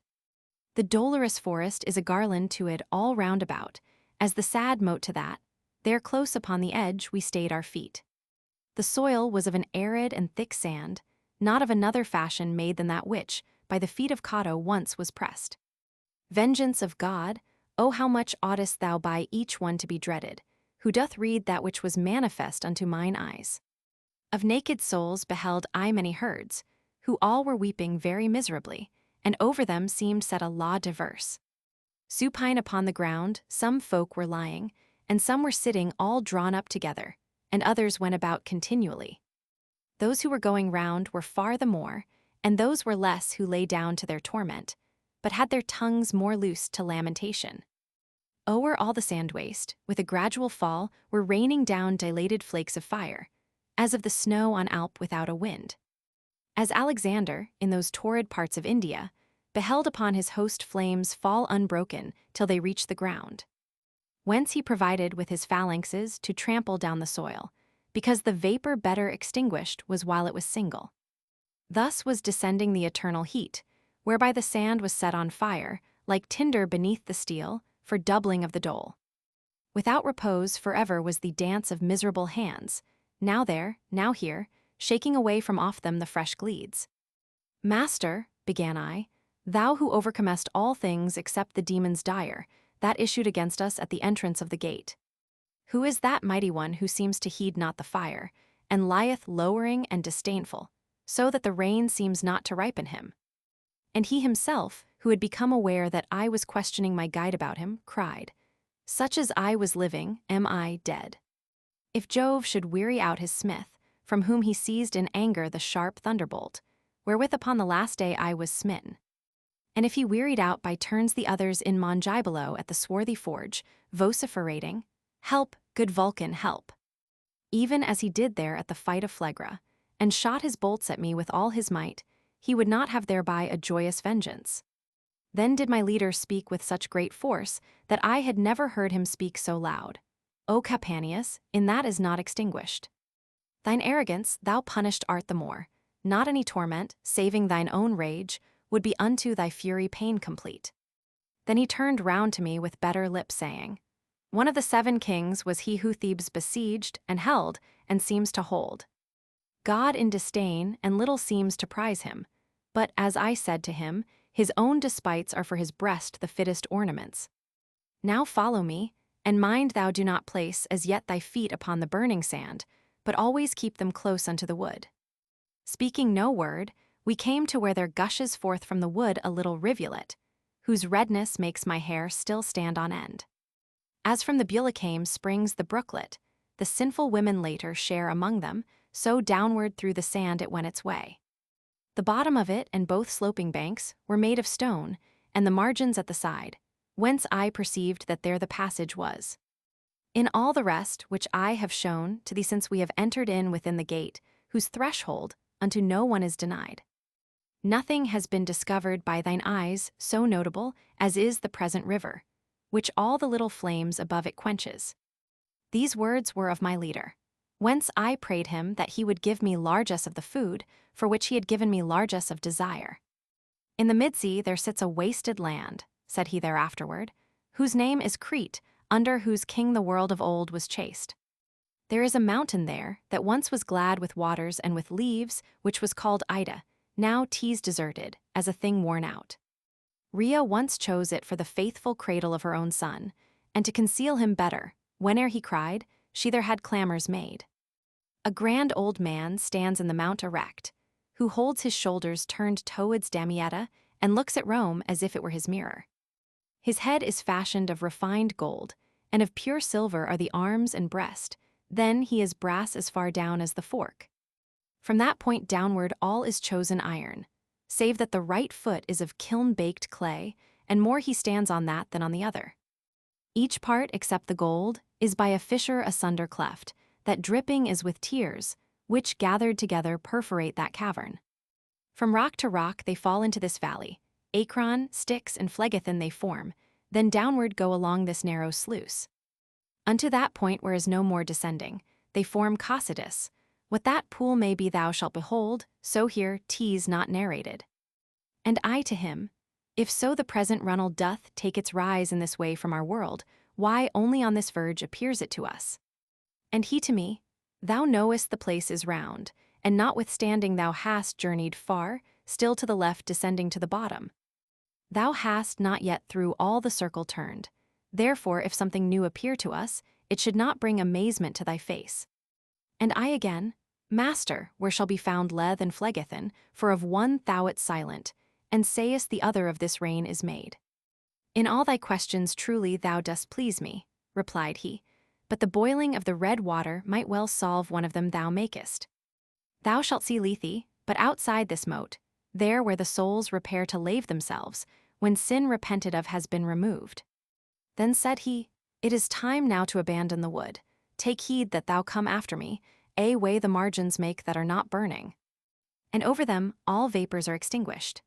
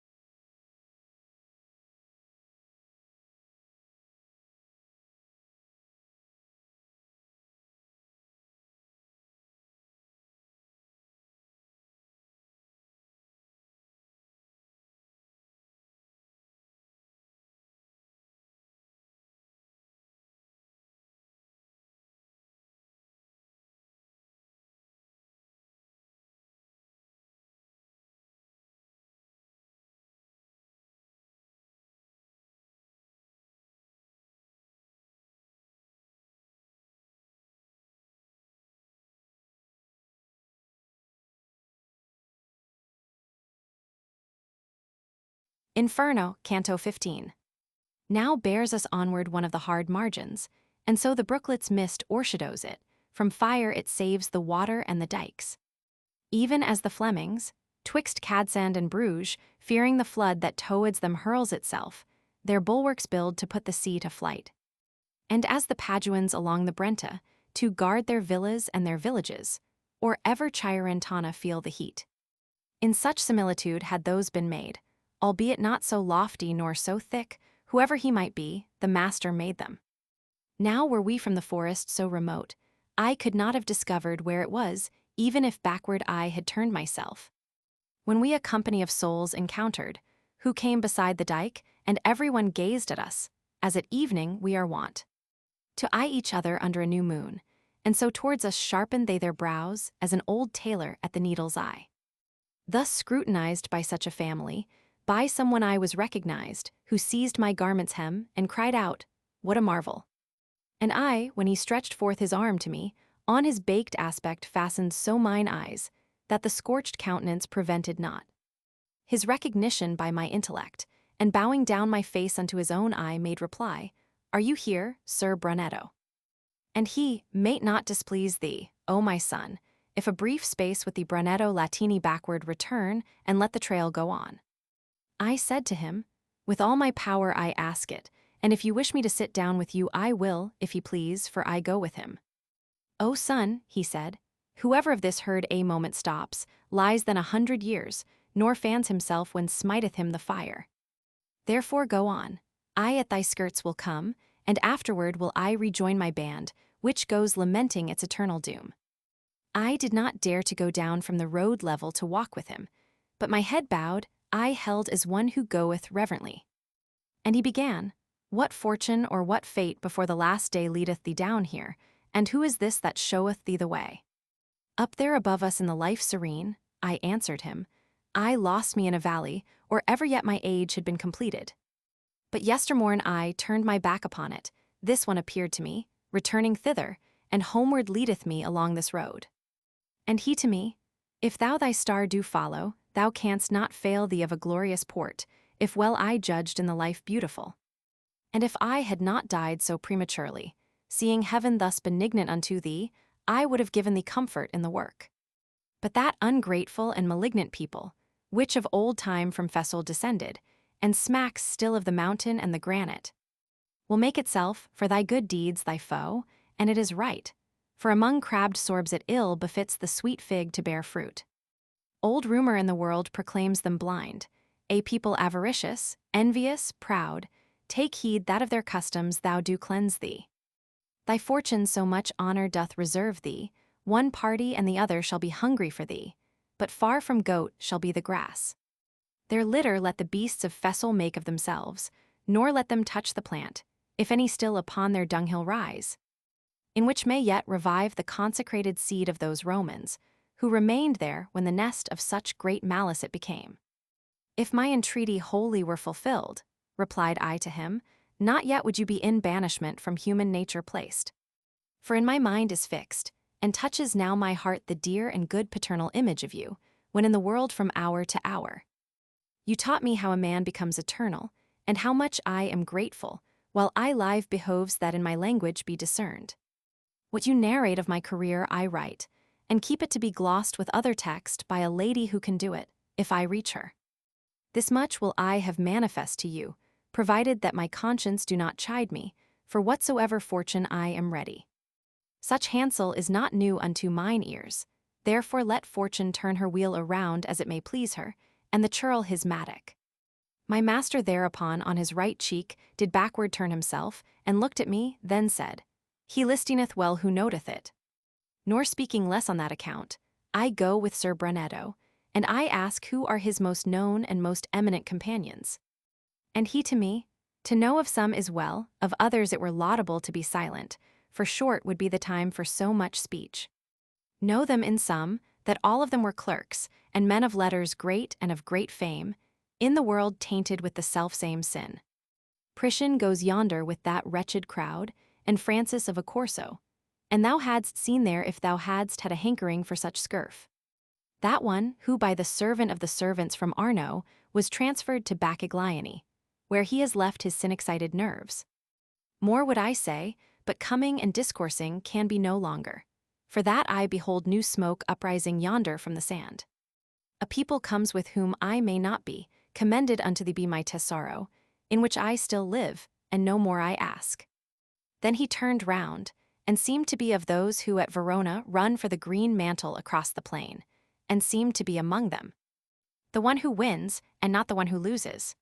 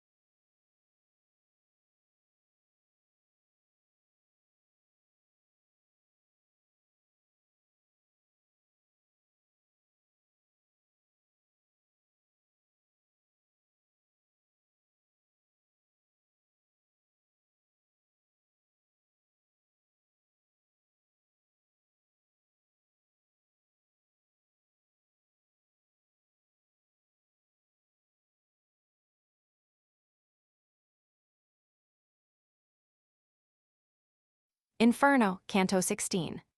Now was I where was heard the reverberation of water falling into the next round, like to that humming which the beehives make. When shadows three together started forth, running, from out a company that passed beneath the reign of the sharp martyrdom. Towards us came they, and each one cried out, Stop, thou, for by thy garb to us thou seemest to be some one of our depraved city. Ah me, what wounds I saw upon their limbs, recent and ancient by the flames burnt in, it pains me still but to remember it. Unto their cries my teacher paused attentive.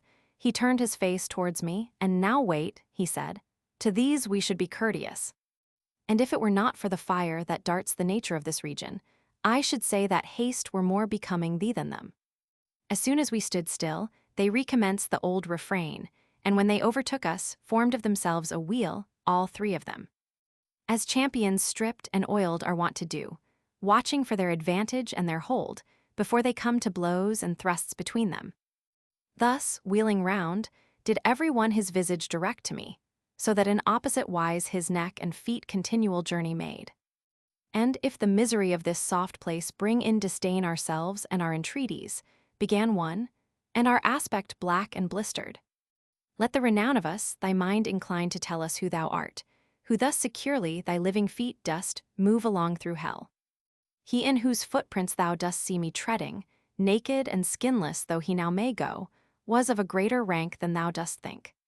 He was the grandson of the good Gualdrada, his name was Guidagera, and in life much did he with his wisdom and his sword. The other, who close by me treads the sand Teghiao Aldobrandi is, whose fame above there in the world should welcome be. And I, who with them on the cross am placed, Jacopo Rusticucci was, and truly my savage wife, more than aught else, doth harm me. Could I have been protected from the fire, below I should have thrown myself among them, and think the teacher would have suffered it. But as I should have burned and baked myself, my terror overmastered my good will, which made me greedy of embracing them. Then I began. Sorrow and not disdain did your condition fix within me so, that tardily it wholly is stripped off. As soon as this my lord said unto me words, on account of which I thought within me that people such as you are were approaching. I of your city am, and evermore your labors and your honorable names I with affection have retraced and heard. I leave the gall, and go for the sweet fruits promised to me by the voracious leader, but to the center first I needs must plunge. So may the soul for a long while conduct those limbs of thine. Did he make answer then? And so may thy renown shine after thee. Valor and courtesy, say if they dwell within our city, as they used to do, or if they wholly have gone out of it. For Guglielmo Borsier, who is in torment with us of late, and goes there with his comrades, doth greatly mortify us with his words. The new inhabitants and the sudden gains, pride and extravagance have in thee engendered Florence, so that thou weep'st thereat already. In this wise I exclaimed with face uplifted, and the three, taking that for my reply, looked at each other, as one looks at truth. If other times so little it doth cost thee, replied they all, to satisfy another, happy art thou, thus speaking at thy will. Therefore if thou escape from these dark places, and come to behold the beauteous stars, when it shall pleasure thee to say, I was. See that thou speak of us unto the people. Then they broke up the wheel, and in their flight it seemed as if their agile legs were wings. Not an amen could possibly be said so rapidly as they had disappeared, wherefore the master deemed best to depart. I followed him, and little had we gone, before the sound of water was so near us, that speaking we should hardly have been heard.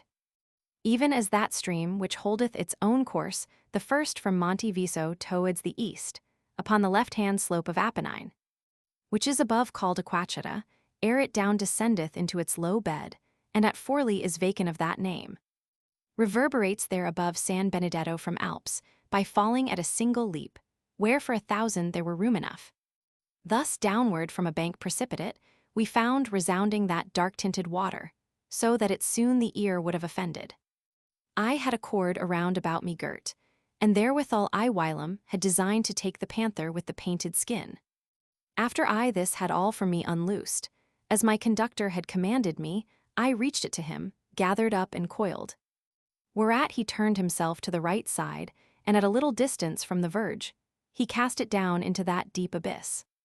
It must needs be some novelty respond, I said within myself, to the new signal the master with his eye is following so. Ah me, how very cautious men should be with those who not alone behold the act, but with their wisdom look into the thoughts. He said to me, soon there will upward come what I await, and what thy thought is dreaming must soon reveal itself unto thy sight. I to that truth which has the face of falsehood, a man should close his lips as far as may be, because without his fault it causes shame. But here I cannot. And, reader, by the notes of this my comedy to thee I swear, so may they not be void of lasting favor. Athwart that dense and darksome atmosphere, I saw a figure swimming upward come, marvelous unto every steadfast heart. Even as he returns who goeth down sometimes to clear an anchor, which has grappled reef, or aught else that in the sea is hidden, who upward stretches and draws in his feet.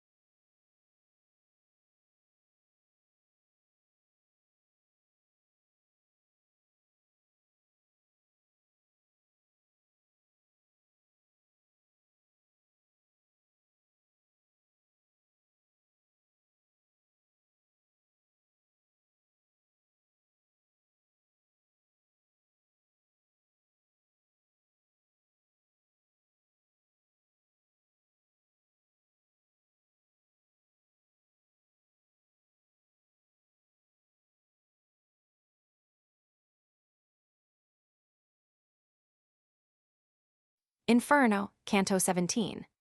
Behold the monster with the pointed tail, who cleaves the hills and breaketh walls and weapons. Behold him who infecteth all the world. Thus unto me my guide began to say, and beckoned him that he should come to shore, near to the confine of the trodden marble. And that uncleanly image of deceit came up and thrust ashore its head and bust, but on the border did not drag its tail. The face was as the face of a just man, its semblance outwardly was so benign, and of a serpent all the trunk beside. 2 paws it had, hairy unto the armpits, the back and breast, and both the sides it had depicted o'er with nooses and with shields. With colors more, groundwork or broidery, never in cloth did Tartars make nor Turks, nor were such tissues by Arachne laid. As sometimes wherries lie upon the shore, that part are in the water, part on land, and as among the guzzling Germans there.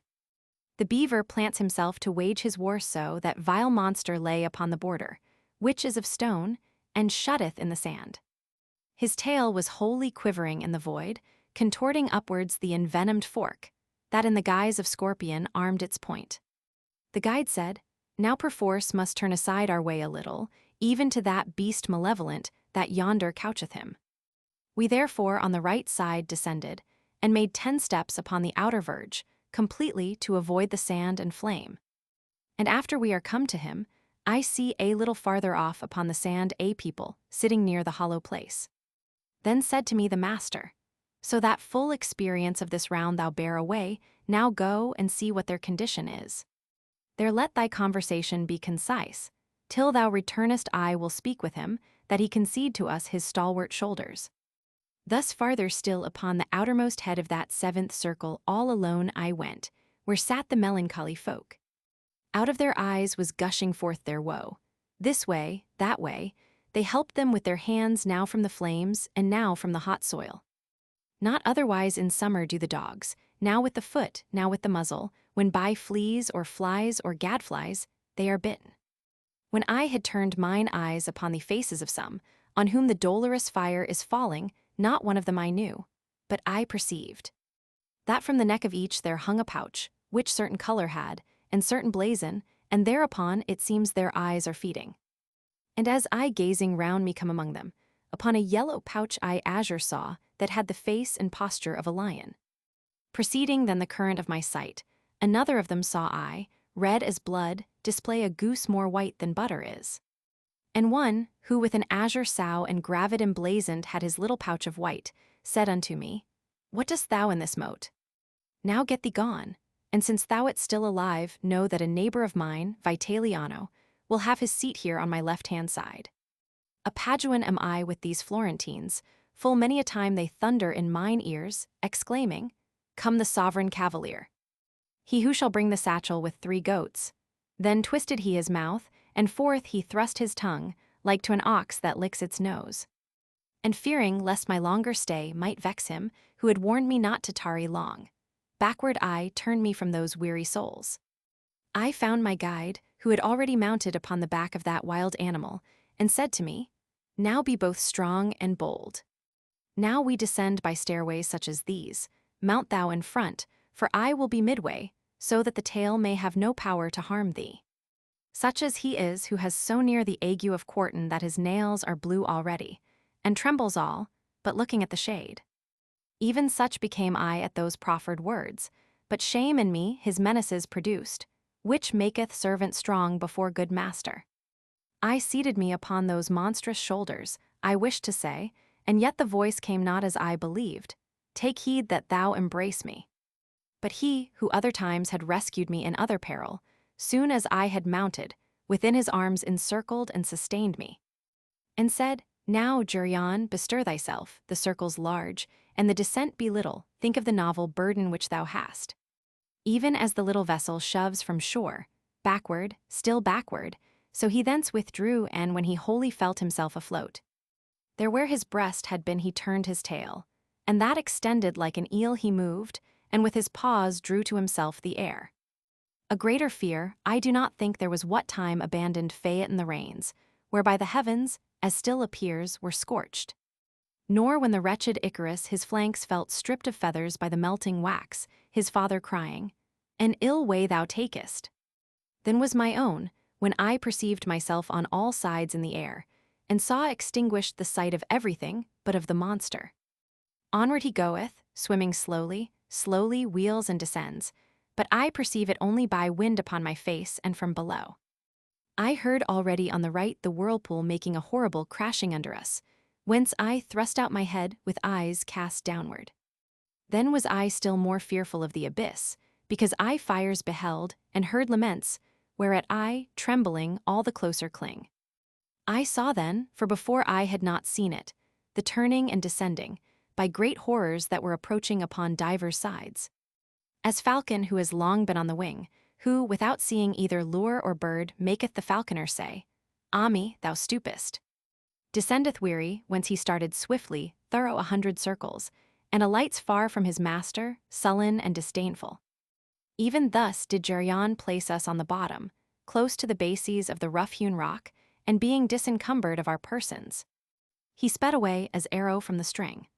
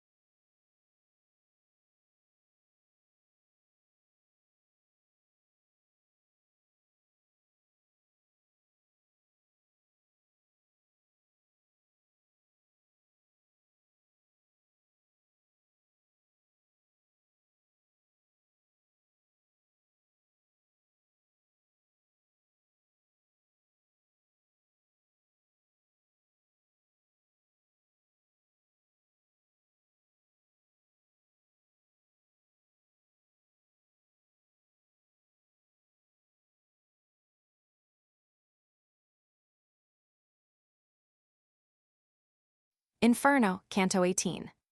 There is a place in hell called Mailbulge, wholly of stone and of an iron color, as is the circle that around it turns. Right in the middle of the field malign, there yawns a well exceeding wide and deep, of which its place the structure will recount. Round, then, is that enclosure which remains between the well and foot of the high, hard bank, and has distinct in valleys 10 its bottom. As where for the protection of the walls, many and many moats surround the castles, the part in which they are a figure forms just such an image those presented there, And as about such strongholds from their gates unto the outer bank are little bridges. So from the precipice's base did crags project, which intersected dikes and moats, unto the well that truncates and collects them. Within this place, down shaken from the back of Geryon, we found us, and the poet held to the left, and I moved on behind. Upon my right hand I beheld new anguish, new torments, and new wielders of the lash, wherewith the foremost balja was replete. Down at the bottom were the sinners naked, this side the middle came they facing us, beyond it with us, but with greater steps. Even as the Romans, for the mighty host, the year of Jubilee upon the bridge, have chosen a mode to pass the people over. For all upon one side towards the castle their faces have, and go unto St. Peter. On the other side they go towards the mountain. This side and that, along the livid stone beheld I horned demons with great scourges, who cruelly were beating them behind. Ah me, how they did make them lift their legs at the first blows, and sooth not anyone the second waited for, nor for the third. While I was going on, mine eyes by one encountered were, and straight I said, already with sight of this one I am not unfed. Therefore I stayed my feet to make him out, and with me the sweet guide came to a stand, and to my going somewhat back assented. And he, the scourged one, thought to hide himself, lowering his face, but little it availed him, for said I, thou that castest down thine eyes, if false are not the features which thou bearest, thou art venetico caxionimico, but what doth bring thee to such pungent sauces? And he to me, unwillingly I tell it, but forces me thine utterance distinct, which makes me recollect the ancient world. I was the one who the fair Gasola induced to grant the wishes of the Marquis, howe'er the shameless story may be told. Not the sole Bolognese am I who weeps here, nay, rather is this place so full of them, that not so many tongues today are taught. Twixt Reno and Savina to say Sipa, and if thereof thou wishest pledge or proof, bring to thy mind our avaricious heart. While speaking in this manner, with his scourge a demon smote him, and said, Get thee gone, pander, there are no women here for coin. I joined myself again unto mine escort. Thereafterward, with footsteps few, we came to where a crag projected from the bank. This very easily did we ascend, and turning to the right along its ridge, from those eternal circles we departed. When we were there, where it is hollowed out beneath, to give a passage to the scourged, the guide said, Wait, and see that on thee strike. The vision of those others evil born, of whom thou hast not yet beheld the faces, because together with us they have gone. From the old bridge, we looked upon the train which towards us came upon the other border, and which the scourges in like manner smite. And the good master, without my inquiring, said to me, See that tall one who is coming, and for his pain seems not to shed a tear. Still what a royal aspect he retains, that Jason is, who by his heart and cunning the Colchians of the ram made destitute. He by the Isle of Lemnos passed along, after the daring women pitiless had unto death devoted all their males. There with his tokens and with ornate words did he deceive Hypsipyle, the maiden who first herself had all the rest deceived. There did he leave her pregnant and forlorn, such sin unto such punishment condemns him, and also for Medea is vengeance done. With him go those who in such wise deceive, and this sufficient be of the first valley to know, and those that in its jaws it holds. We were already where the narrow path crosses athwart the second dike, and forms of that a buttress for another arch. Thence we heard people, who are making moan in the next balja, snorting with their muzzles, and with their palms beating upon themselves. The margins were encrusted with a mold by exhalation from below, that sticks there, and with the eyes and nostrils wages war. The bottom is so deep, no place suffices to give us sight of it without ascending the arches back, where most the crag impends. Thither we came, and thence down in the moat I saw a people smothered in a filth that out of human privies seemed to flow. And whilst below there with mine eye search, I saw one with his head so foul with ordure, it was not clear if he were clerk or layman. He screamed to me, Wherefore art thou so eager to look at me more than the other foul ones? And I to him, Because, if I remember, I have already seen thee with dry hair, and thou it Alessio intermina of Luca, therefore I eye thee more than all the others. And he thereon, belaboring his pumpkin, The flatteries have submerged me here below, wherewith my tongue was never surfeited. Then said to me the guide, "See that thou thrust thy visage somewhat farther in advance, that with thine eyes thou well the face attain. Of that uncleanly and dishevelled drab, who there doth scratch herself with filthy nails and crouches now, and now on foot is standing. Ties the harlot is it, who replied unto her paramour when he said, Have I great gratitude from thee? Nay, marvellous. And herewith let our sight be satisfied."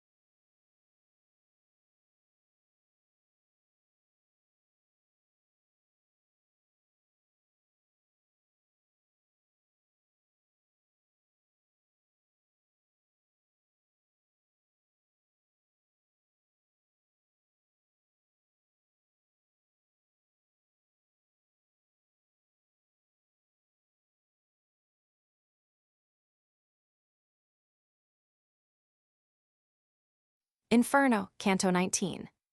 O Simon Magus, O forlorn disciples, ye who the things of God, which ought to be the brides of holiness, rapaciously.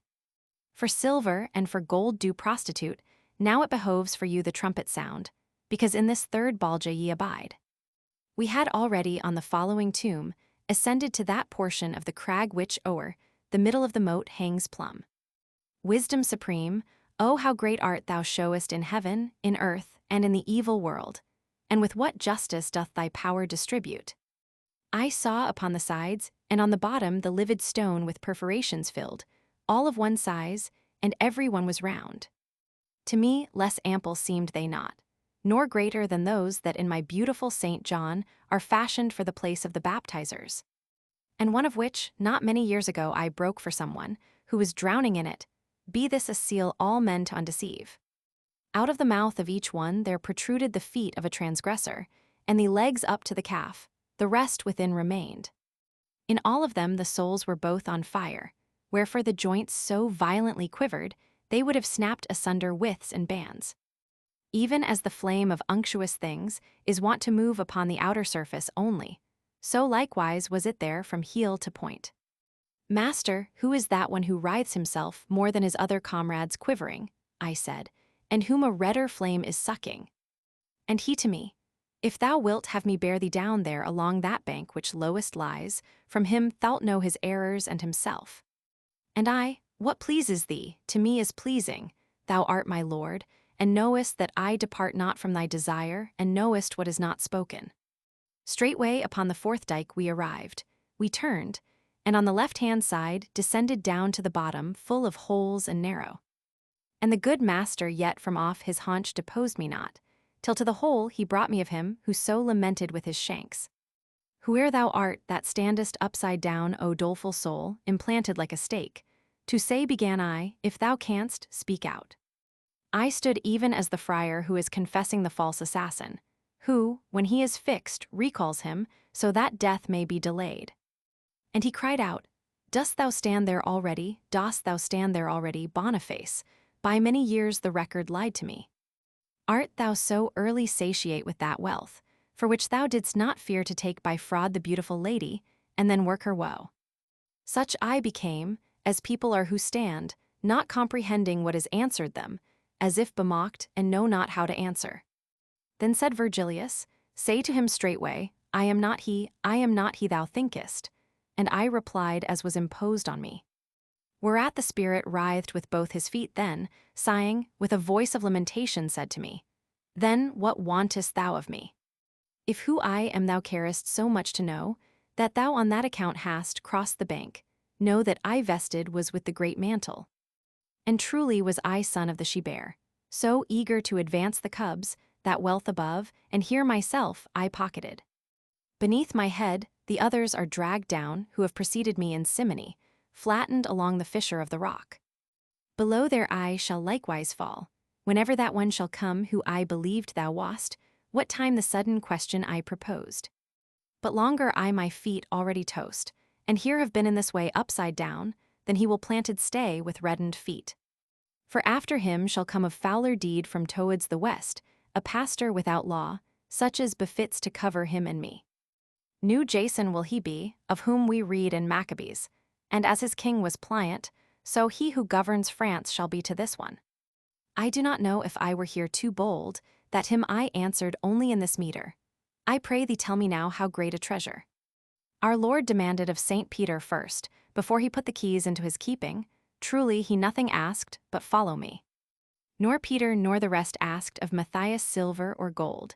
When he by lot was chosen unto the place, the guilty soul had lost. Therefore stay here, for thou art justly punished, and keep safeguard o'er the ill-gotten money, which caused thee to be valiant against Charles. And were it not that still forbids it me, the reverence for the keys superlative, thou hadst in keeping in the gladsome life. I would make use of words more grievous still, because your avarice afflicts the world, trampling the good and lifting the depraved. The evangelist you pastors had in mind, when she who sitteth upon many waters to fornicate with kings by him was seen. The same who with the 7 heads was born, and power and strength from the 10 horns received, so long as virtue to her spouse was pleasing. Ye have made yourselves a god of gold and silver, and from the idolater how differ ye, save that he one, and ye 100 worship? Ah, Constantine, of how much ill was mother, not thy conversion, but that marriage dower which the first wealthy father took from thee. And while I sang to him such notes as these, either that anger or that conscience stung him, he struggled violently with both his feet. I think in sooth that it my leader pleased, with such contented lip, he listened ever unto the sound of the true words expressed. Therefore with both his arms he took me up, and when he had me all upon his breast, remounted by the way where he descended. Nor did he tire to have me clasped to him, but bore me to the summit of the arch which from the 4th dike to the 5th is passage. There tenderly he laid his burden down tenderly on the crag, uneven and steep. That would have been hard passage for the goats. Thence was unveiled to me another valley.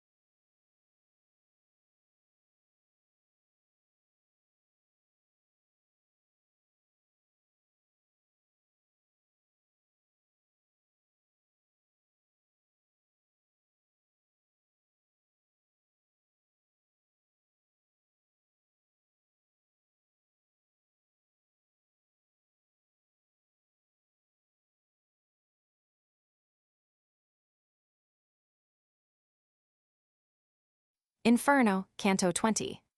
Of a new pain behoves me to make verses and give material to the 20th canto of the first song, which is of the submerged. I was already thoroughly disposed to peer down into the uncovered depth, which bathed itself with tears of agony. And people saw I through the circular valley, silent and weeping, coming at the pace which in this world the litanies assume. As lower down my sight descended on them, wondrously each one seemed to be distorted from chin to the beginning of the chest. For towards the reins the countenance was turned, and backward it behoved them to advance, as to look forward had been taken from them. Perchance indeed by violence of palsy some one has been thus wholly turned awry, but I ne'er saw it, nor believe it can be. As God may let thee, reader, gather fruit from this thy reading. Think now for thyself how I could ever keep my face unmoistened. When our own image near me I beheld distorted so, the weeping of the eyes along the fissure bathed the hinder parts. Truly I wept, leaning upon a peak of the hard crag, so that my escort said to me, Art thou, too, of the other fools? Here pity lives when it is wholly dead. Who is a greater reprobate than he who feels compassion at the doom divine? Lift up thy head, and see for whom opened the earth before the Thebans' eyes, wherefore they all cried, Whither rushest thou? Amphiaraus, why dost leave the war? And downward ceased he not to fall Ammon as far as Minos, who lays hold on all. See, he has made a bosom of his shoulders, because he wished to see too far before him behind he looks, and backward goes his way. Behold Tiresias, who his semblance changed, when from a male a female he became, his members being all of them transformed. And afterwards was forced to strike once more the two entangled serpents with his rod, ere he could have again his manly plumes. That Aaron's is, who backs the other's belly, who in the hills of Luni there where grubs the Keres who houses underneath. Among the marbles white a cavern had for his abode, whence to behold the stars and see, the view was not cut off from him. And she there, who is covering up her breasts, which thou beholdest not, with loosened tresses, and on that side has all the hairy skin, was Manto, who made quest through many lands, afterwards tarried there where I was born, whereof I would thou list to me a little. After her father had from life departed, and the city of Bacchus had become enslaved, she a long season wandered through the world. Above and beauteous, Italy lies a lake at the Alps' foot that shuts in Germany over Tyrol, and has the name Benaco. By 1,000 springs, I think, and more is bathed, twixt Garda and Val Camonica, Pennino, with water that grows stagnant in that lake. Midway a place is where the Trentine pastor, and he of Brescia, and the Veronese might give his blessing, if he passed that way. Sitteth Peschiera, fortress fair and strong, to front the Brescians and the Bergamasques, where round about the bank descendeth lowest. There of necessity must fall whatever in bosom of Benaco cannot stay, and grows a river down through verdant pastures. Soon as the water doth begin to run, no more Benaco is it called, but Mincio, far as Governo, where it falls in Po. Not far it runs before it finds a plain in which it spreads itself, and makes it marshy, and oft tease one in summer to be sickly. Passing that way the virgin pitiless land in the middle of the fen disgrayed, untilled and naked of inhabitants. There to escape all human intercourse she with her servants stayed, her arts to practice and lived, and left her empty body there. The men, thereafter, who were scattered round, collected in that place, which was made strong by the lagoon it had on every side. They built their city over those dead bones, and after her who first the place selected, Mantua named it, without other omen. Its people once within more crowded, were, ere the stupidity of Casa Lodi from Pinamont had received deceit. Therefore I caution thee, if e'er thou hearest originate my city otherwise, no falsehood may the verity defraud. And I, my master, thy discourses are to me so cert, and so take my faith, that unto me the rest would be spent coals.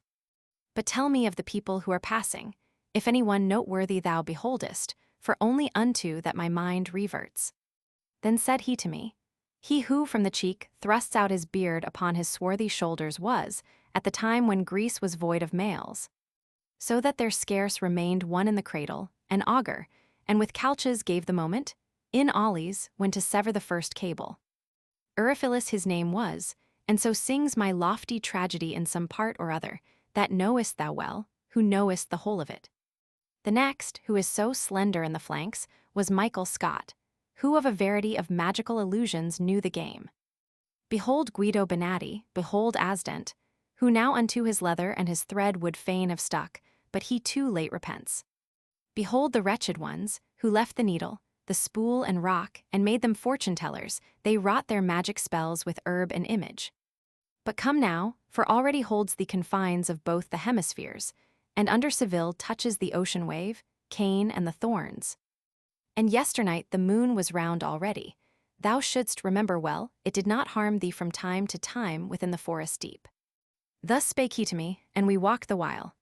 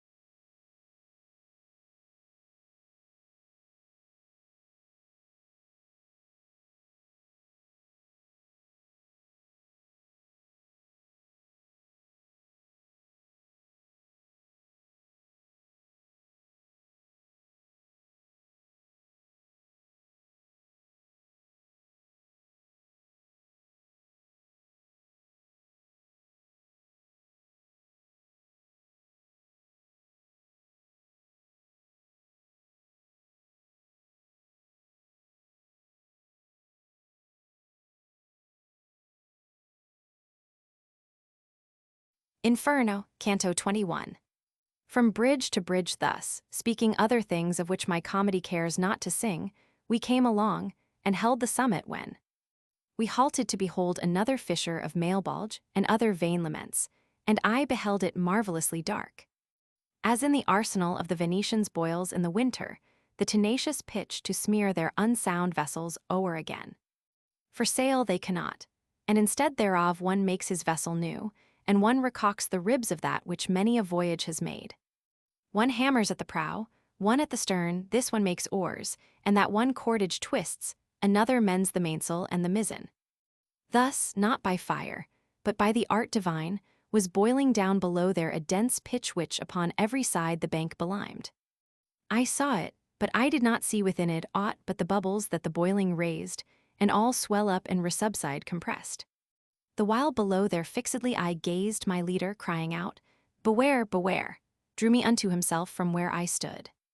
Then I turned round, as one who is impatient to see what it behoves him to escape, and whom a sudden terror doth unman. Who, while he looks, delays not his departure, and I beheld behind us a black devil, running along upon the crag, approach. Ah, how ferocious was he in his aspect, and how he seemed to me in action ruthless, with open wings and light upon his feet. His shoulders, which sharp-pointed were and high, a sinner did encumber with both haunches, and he held clutched the sinews of the feet. From off our bridge he said, "O male branch, behold one of the elders of Saint Zita, plunge him beneath, for I return for others. Unto that town, which is well furnished with them, all there are barators, except Bonchero, no into yes for money there is changed." He hurled him down, and over the hard crag turned round, and never was a mastiff loosened in so much hurry to pursue a thief. The other sank, and rose again face downward, but the demons, under cover of the bridge, cried, "Here the Santo Volto has no place. Here swims one otherwise than in the Circio, therefore, if for our gaffs thou wishest not, do not uplift thyself above the pitch." They seized him then with more than 100 rakes. They said, "It here behoves thee to dance covered, that if thou canst, thou secretly mayest pilfer. Not otherwise the cooks their scullions make immerse into the middle of the cauldron the meat with hooks, so that it may not float." Said the good master to me, "That it be not apparent thou art here, crouch thyself down behind a jag, that thou mayest have some screen. And for no outrage that is done to me be thou afraid, because these things I know, for once before was I in such a scuffle." Then he passed on beyond the bridge's head, and as upon the 6th bank he arrived, need was for him to have a steadfast front. With the same fury and the same uproar, as dogs leap out upon a mendicant, who on a sudden begs where'er he stops. They issued from beneath the little bridge, and turned against him all their grappling irons, but he cried out, "Be none of you malignant. Before those hooks of yours lay hold of me, let one of you step forward, who may hear me, and then take counsel as to grappling me." They all cried out, "Let Malakota go," whereat one started, and the rest stood still, and he came to him, saying, "What avails it? Thinkest thou, Malakota, to behold me advanced into this place?" My master said, "Safe hitherto from all your skill of fence. Without the will divine and fate auspicious, let me go on, for it in heaven is willed that I another show this savage road." Then was his arrogance so humbled in him that he let fall his grapnel at his feet, and to the others said, "Now strike him not." And unto me my guide, "O thou, who sittest among the splinters of the bridge, crouch down, securely now return to me again." Wherefore I started and came swiftly to him, and all the devils forward thrust themselves, so that I feared they would not keep their compact. And thus beheld I once afraid the soldiers who issued under safeguard from Caprona, seeing themselves among so many foes. Close did I press myself with all my person beside my leader, and turned not mine eyes from off their countenance, which was not good. They lowered their rakes, and "Wilt thou have me hit him?" they said to one another, on the rump, and answered, "Yes, see that thou nick him with it."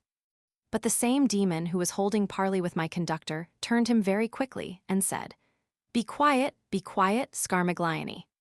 Then said to us, "You can no farther go forward upon this crag, because is lying all shattered at the bottom the 6th arch. And if it still doth please you to go onward, pursue your way along upon this rock. Near is another crag that yields a path. Yesterday, 5 hours later than this hour, 1,266 years were complete, that here the way was broken. I send in that direction some of mine to see if any one doth err himself. Go ye with them, for they will not be vicious. Step forward, Alicino and Calcabrina, began he to cry out, and thou, Cagnats, and Barbarixia, do thou guide the 10. Come forward, Libicaco and Dragignazzo, and tusked Siriato and Graffiacine, and Farfarello and mad Rubicante. Search ye all round about the boiling pitch, let these be safe as far as the next crag, that all unbroken passes o'er the dens. O me, what is it, master, that I see? Pray let us go, I said, without an escort, if thou knowest how, since for myself I ask none. If thou art as observant as thy wont is, dost thou not see that they do gnash their teeth, and with their brows are threatening woe to us? And he to me, I will not have thee fear let them gnash on, according to their fancy, because they do it for those boiling wretches. Along the left-hand dike they wheeled about, but first had each one thrust his tongue between his teeth towards their leader for a signal. And he had made a trumpet of his rump.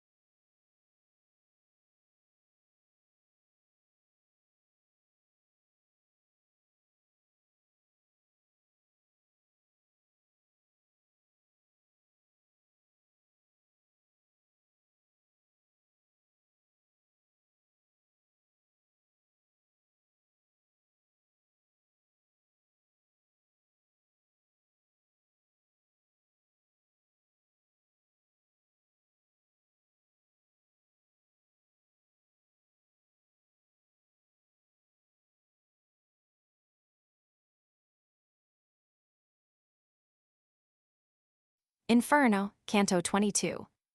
I have erewhile seen horsemen moving camp, begin the storming, and their muster make, and sometimes starting off for their escape. Vaunt couriers have I seen upon your land, O Aretines and foragers go forth, tournament stricken, and the joustings run. Sometimes with trumpets, and sometimes with bells, with kettle drums and signals of the castles, and with our own, and with outlandish things. But never yet with bagpipes so uncouth did I see horsemen move, nor infantry, nor ship by any sign of land or star. We went upon our way with the 10 demons, savage company, but in the church with saints, and in the tavern with the gluttons. Ever upon the pitch was my intent, to see the whole condition of that Balja, and of the people who therein were burned. Even as the dolphins, when they make a sign to mariners by arching of the back, that they should counsel take to save their vessel. Thus sometimes, to alleviate his pain, one of the sinners would display his back, and in less time conceal it than it lightens. As on the brink of water in a ditch, the frogs stand only with their muzzles out, so that they hide their feet and other bulk. So upon every side the sinners stood, but ever as Barbarixia near them came, thus underneath the boiling they withdrew.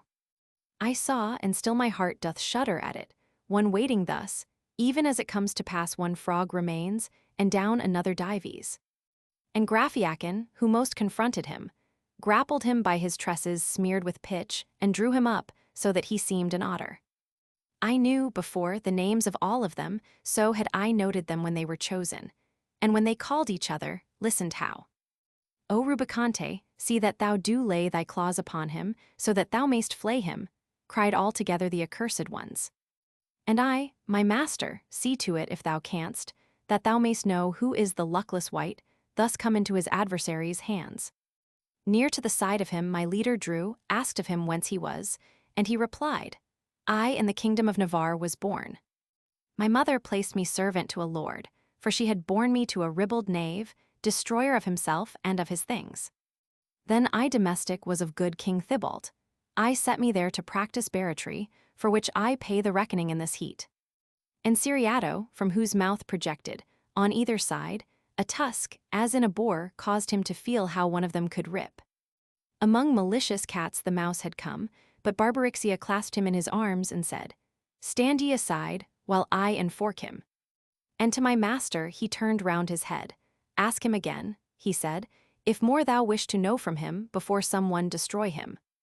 The guide, "Now tell then of the other culprits, knowest thou anyone who is a Latian under the pitch?" And he, "I separated lately from one who was a neighbor to it. Would that I still were covered up with him, for I should fear not either claw nor hook." And Libicaco, "We have borne too much," and with his grapnel seized him by the arm, so that, by rending, he tore off a tendon. Eke Dragignazzo wished to pounce upon him down at the legs, whence their decurion turned round and round about with evil look. When they again somewhat were pacified of him, who still was looking at his wound, demanded my conductor without stay, "Who was that one, from whom a luckless parting thou sayest thou hast made to come ashore?" And he replied, "It was the friar Gamita. He of Galera, vessel of all fraud, who had the enemies of his lord in hand, and dealt so with them each exults thereat. Money he took, and let them smoothly off, as he says, and in other offices a barrator was he, not mean but sovereign. Forgethers with him, one Don Michael Zanch of Lagodero, and of Sardinia to gossip never do their tongues feel tired. Oh me, see that one, how he grinds his teeth, still farther would I speak, but am afraid lest he to scratch my itch be making ready." And the grand provost turned to Farfarello, who rolled his eyes about as if to strike, said, "Stand aside there, thou malicious bird. If you desire either to see or hear the terror-stricken recommence thereon, Tuscans or Lombards, I will make them come. But let the male branch cease a little, so that these may not their revenges fear, and I, down sitting in this very place. For one that I am will make 7 come, when I shall whistle, as our custom is to do whenever one of us comes out."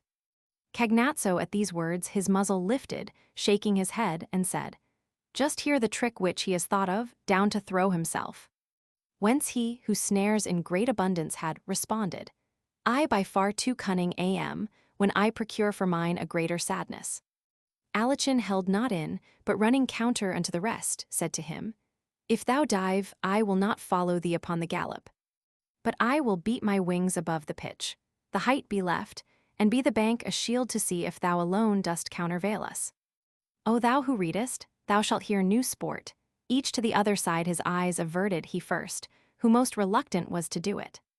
The Navarrese selected well his time, planted his feet on land, and in a moment leaped and released himself from their design. Whereat each one was suddenly stung with shame, but he most who was cause of the defeat, therefore he moved and cried, "Thou art Ortekern." But little it availed, for wings could not outstrip the fear. The other one went under, and, flying, upward he his breast directed. Not otherwise the duck upon a sudden dives under, when the falcon is approaching, and upward he returneth cross and weary. Infuriate at the mockery, Calcabrina flying behind him followed close, desirous the other should escape, to have a quarrel. And when the barrator had disappeared, he turned his talons upon his companion, and grappled with him right above the moat. But sooth the other was a doughty sparhawk to clapperclaw him well, and both of them fell in the middle of the boiling pond. A sudden intercessor was the heat, but ne'ertheless of rising there was naught, to such degree they had their wings belimed. Lamenting with the others, Barbarixia made 4 of them fly to the other side with all their gaffs, and very speedily. This side, and that they to their posts descended, they stretched their hooks towards the pitch ensnared, who were already baked within the crust. And in this manner, busied did we leave them.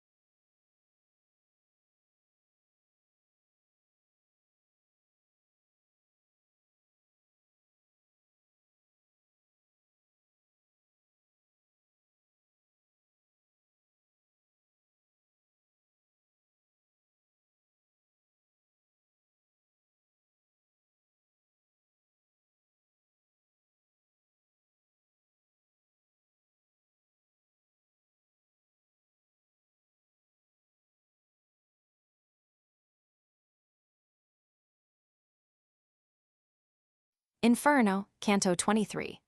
Silent, alone, and without company we went, the one in front, the other after, as go the minor friars along their way. Upon the fable of Aesop was directed my thought, by reason of the present quarrel, where he has spoken of the frog and mouse. For Mo and Esau are not more alike than this one is to that, if well we couple end and beginning with a steadfast mind. And even as one thought from another springs, so afterward from that was born another, which the first fear within me double made. Thus did I ponder. These on our account are laughed to scorn, with injury and scoff so great, that much I think it must annoy them. If anger be engrafted on ill will, they will come after us more merciless than dog upon the leveret which he seizes. I felt my hair stand all on end already with terror, and stood backwardly intent, when said I, Master, if thou hidest not thyself and me forthwith, of male branch I am in dread. We have them now behind us, I so imagine them, I already feel them.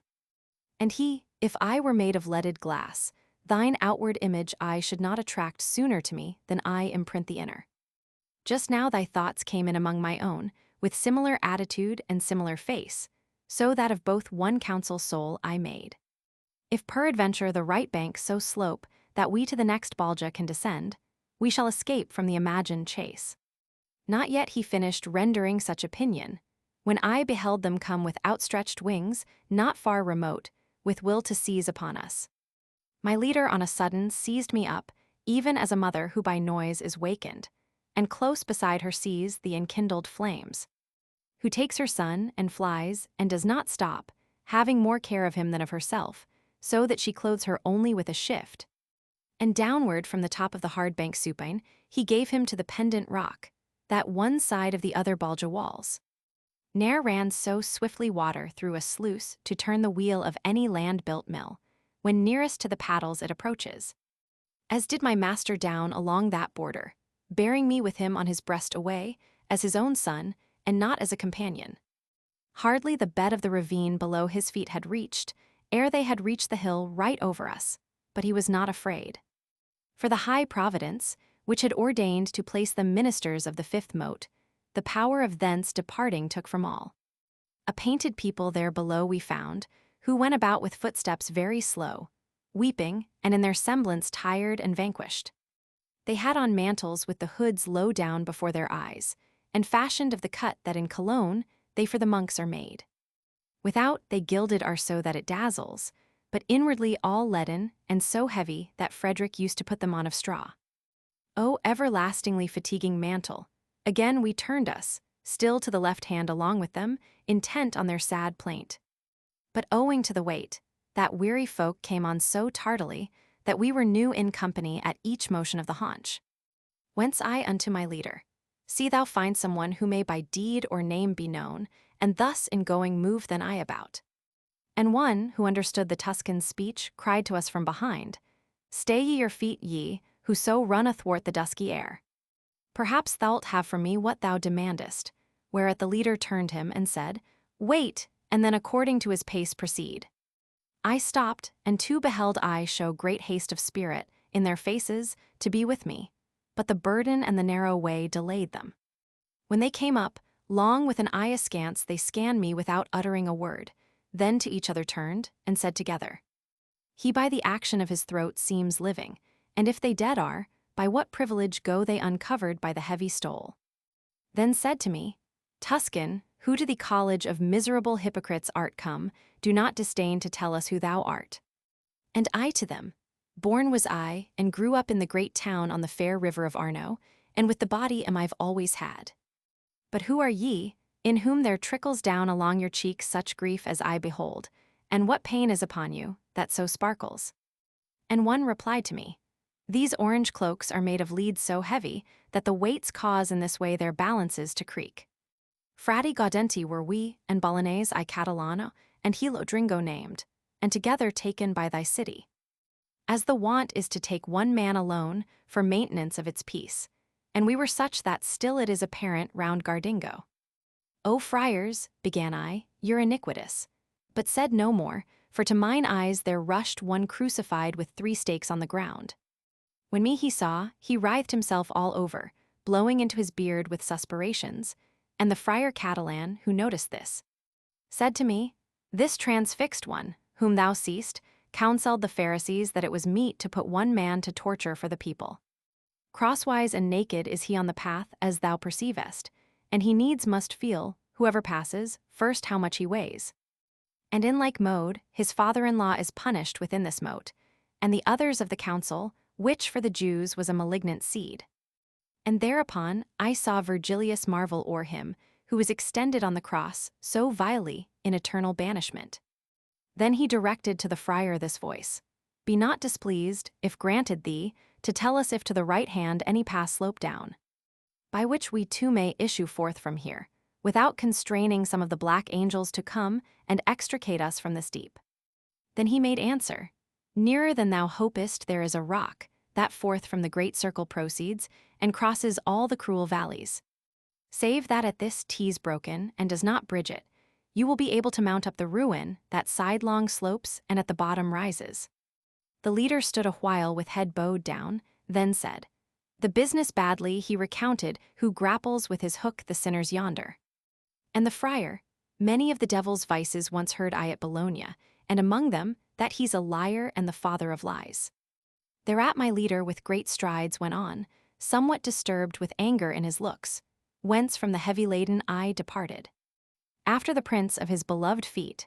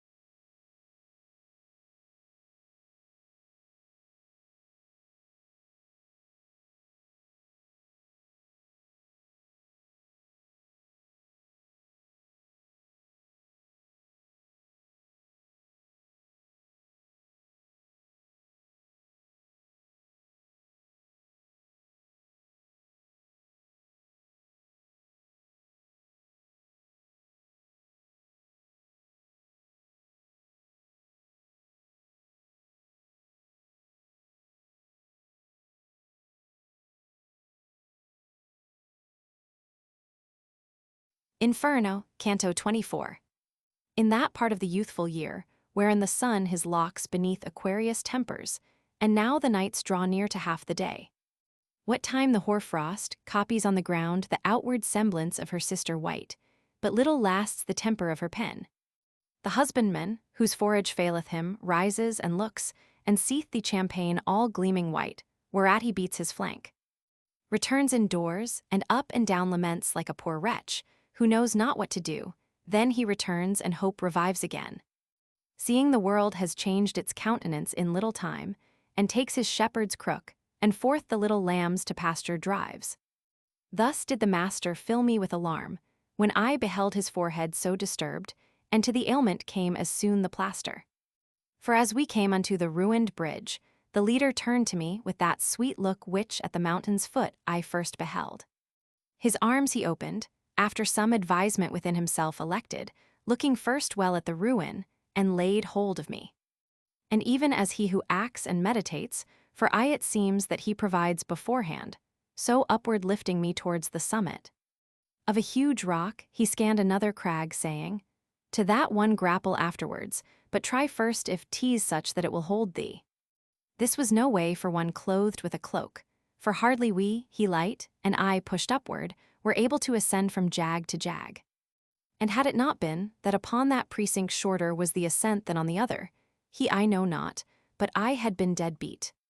But because Mailbalge towards the mouth of the profoundest well is all inclining, the structure of each valley doth import that one bank rises and the other sinks. Still we arrived at length upon the point wherefrom the last stone breaks itself asunder. The breath was from my lungs so milked away, when I was up, that I could go no farther, nay, I sat down upon my first arrival. Now it behoves thee thus to put off sloth, my master said, for sitting upon down or under quilt one cometh not to fame. Without in which whoso his life consumes such vestige leaveth of himself on earth, as smoke in air, or in the water foam. And therefore raise thee up, o'ercome the anguish with spirit that o'ercometh every battle, if with its heavy body it sink not. A longer stairway it behoves thee mount. 'Tis not enough from these to have departed, let it avail thee, if thou understand me. Then I uprose, showing myself provided better with breath than I did feel myself, and said, Go on, for I am strong and bold. Upward we took our way along the crag, which jagged was, and narrow, and difficult, and more precipitous far than that before. Speaking I went, not to appear exhausted, whereat a voice from the next moat came forth, not well adapted to articulate words. I know not what it said, though o'er the back I now was of the arch that passes there, but he seemed moved to anger who was speaking.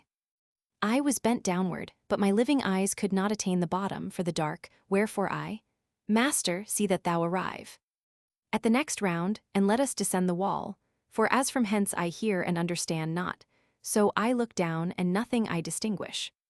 Other response, he said, I make thee not, except the doing, for the modest asking ought to be followed by the deed in silence.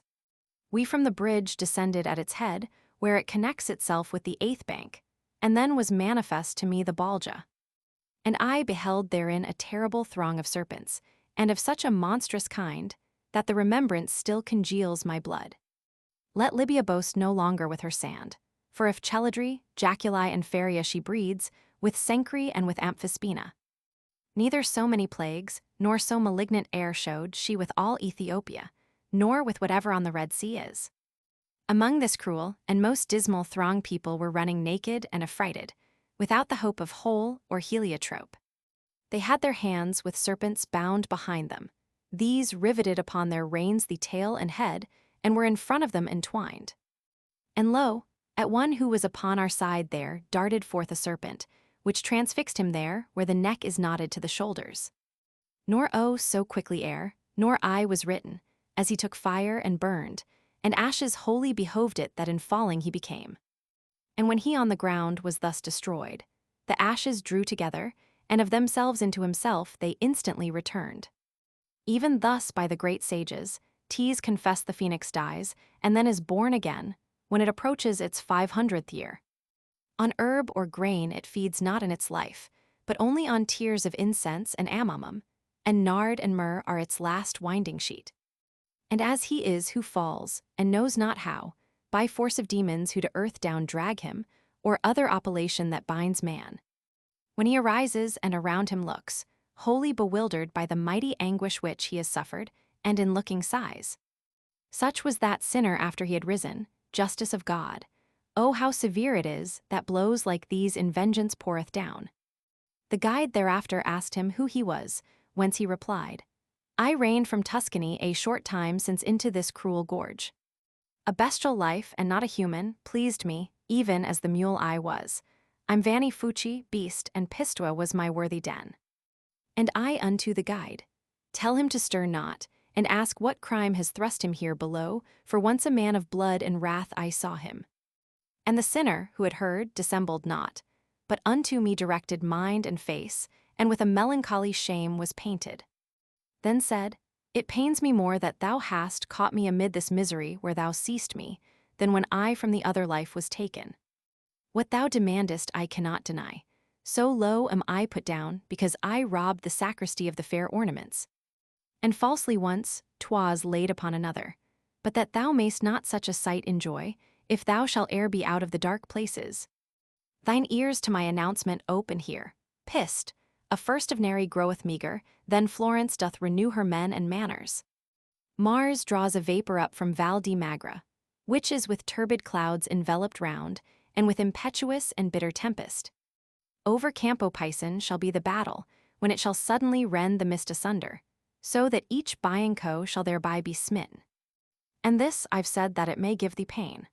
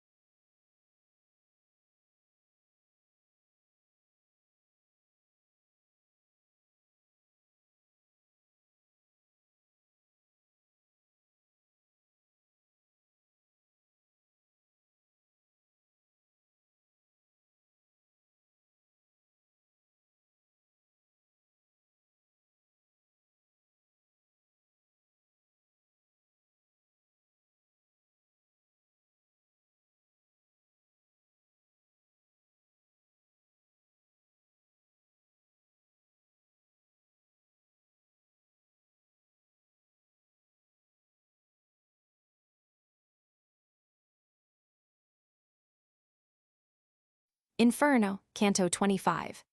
At the conclusion of his words, the thief lifted his hands aloft with both the figs, crying, "Take that, God, for at the eye aim them." From that time forth the serpents were my friends, for one entwined itself about his neck as if it said, "I will not thou speak more." And round his arms another, and rebound him, clinching itself together so in front, that with them he could not a motion make. Pistia, ah Pistia, why resolve not to burn thyself to ashes and so perish, since in ill-doing thou thy seed excellest? Through all the somber circles of this hell, spirit, I saw not against God so proud, not he who fell at Thebes down from the walls. He fled away and spake no further word, and I beheld a centaur full of rage come crying out, where is the scoffer? I do not think Maremma has so many serpents as he had all along his back, as far as where our countenance begins. Upon the shoulders, just behind the nape, with wings wide open was a dragon lying, and he sets fire to all that he encounters. My master said, that one is Cacus, who beneath the rock upon Mount Aventine created oftentimes a lake of blood. He goes not on the same road with his brothers, by reason of the fraudulent theft he made of the great herd, which he had near to him.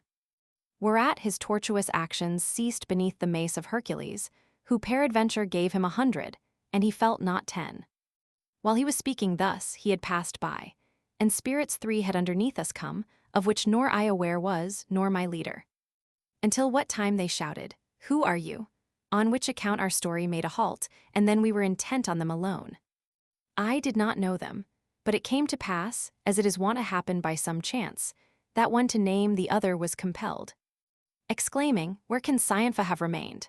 Whence I, so that the leader might attend, upward from chin to nose my finger laid.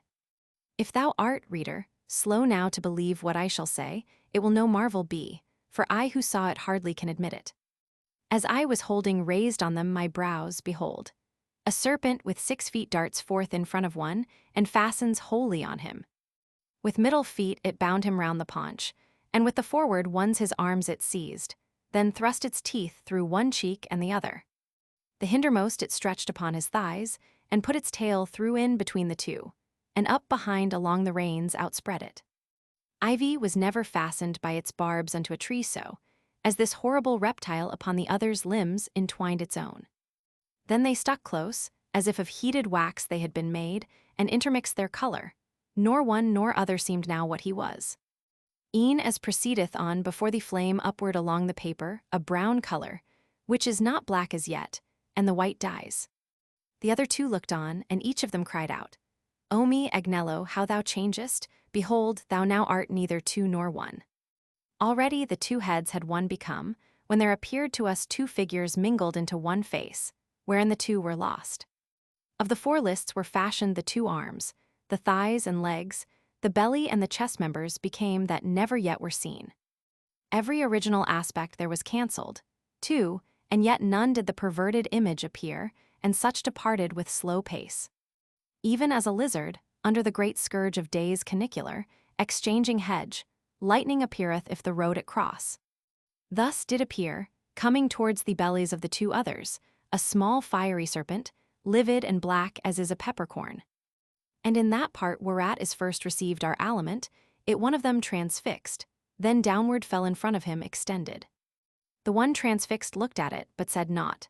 Nay, rather with feet motionless he yawned, just as if sleep or fever had assailed him. He at the serpent gazed, and it at him, one through the wound, the other through the mouth smoked violently, and the smoke commingled. Henceforth be silent, Lucan, where he mentions wretched Sabelus and Nasidius, and wait to hear what now shall be shot forth. Be silent, Ovid, of Cadmus and Arethusa, for if him to a snake, her to fountain, converts he fabling that I grudge him not.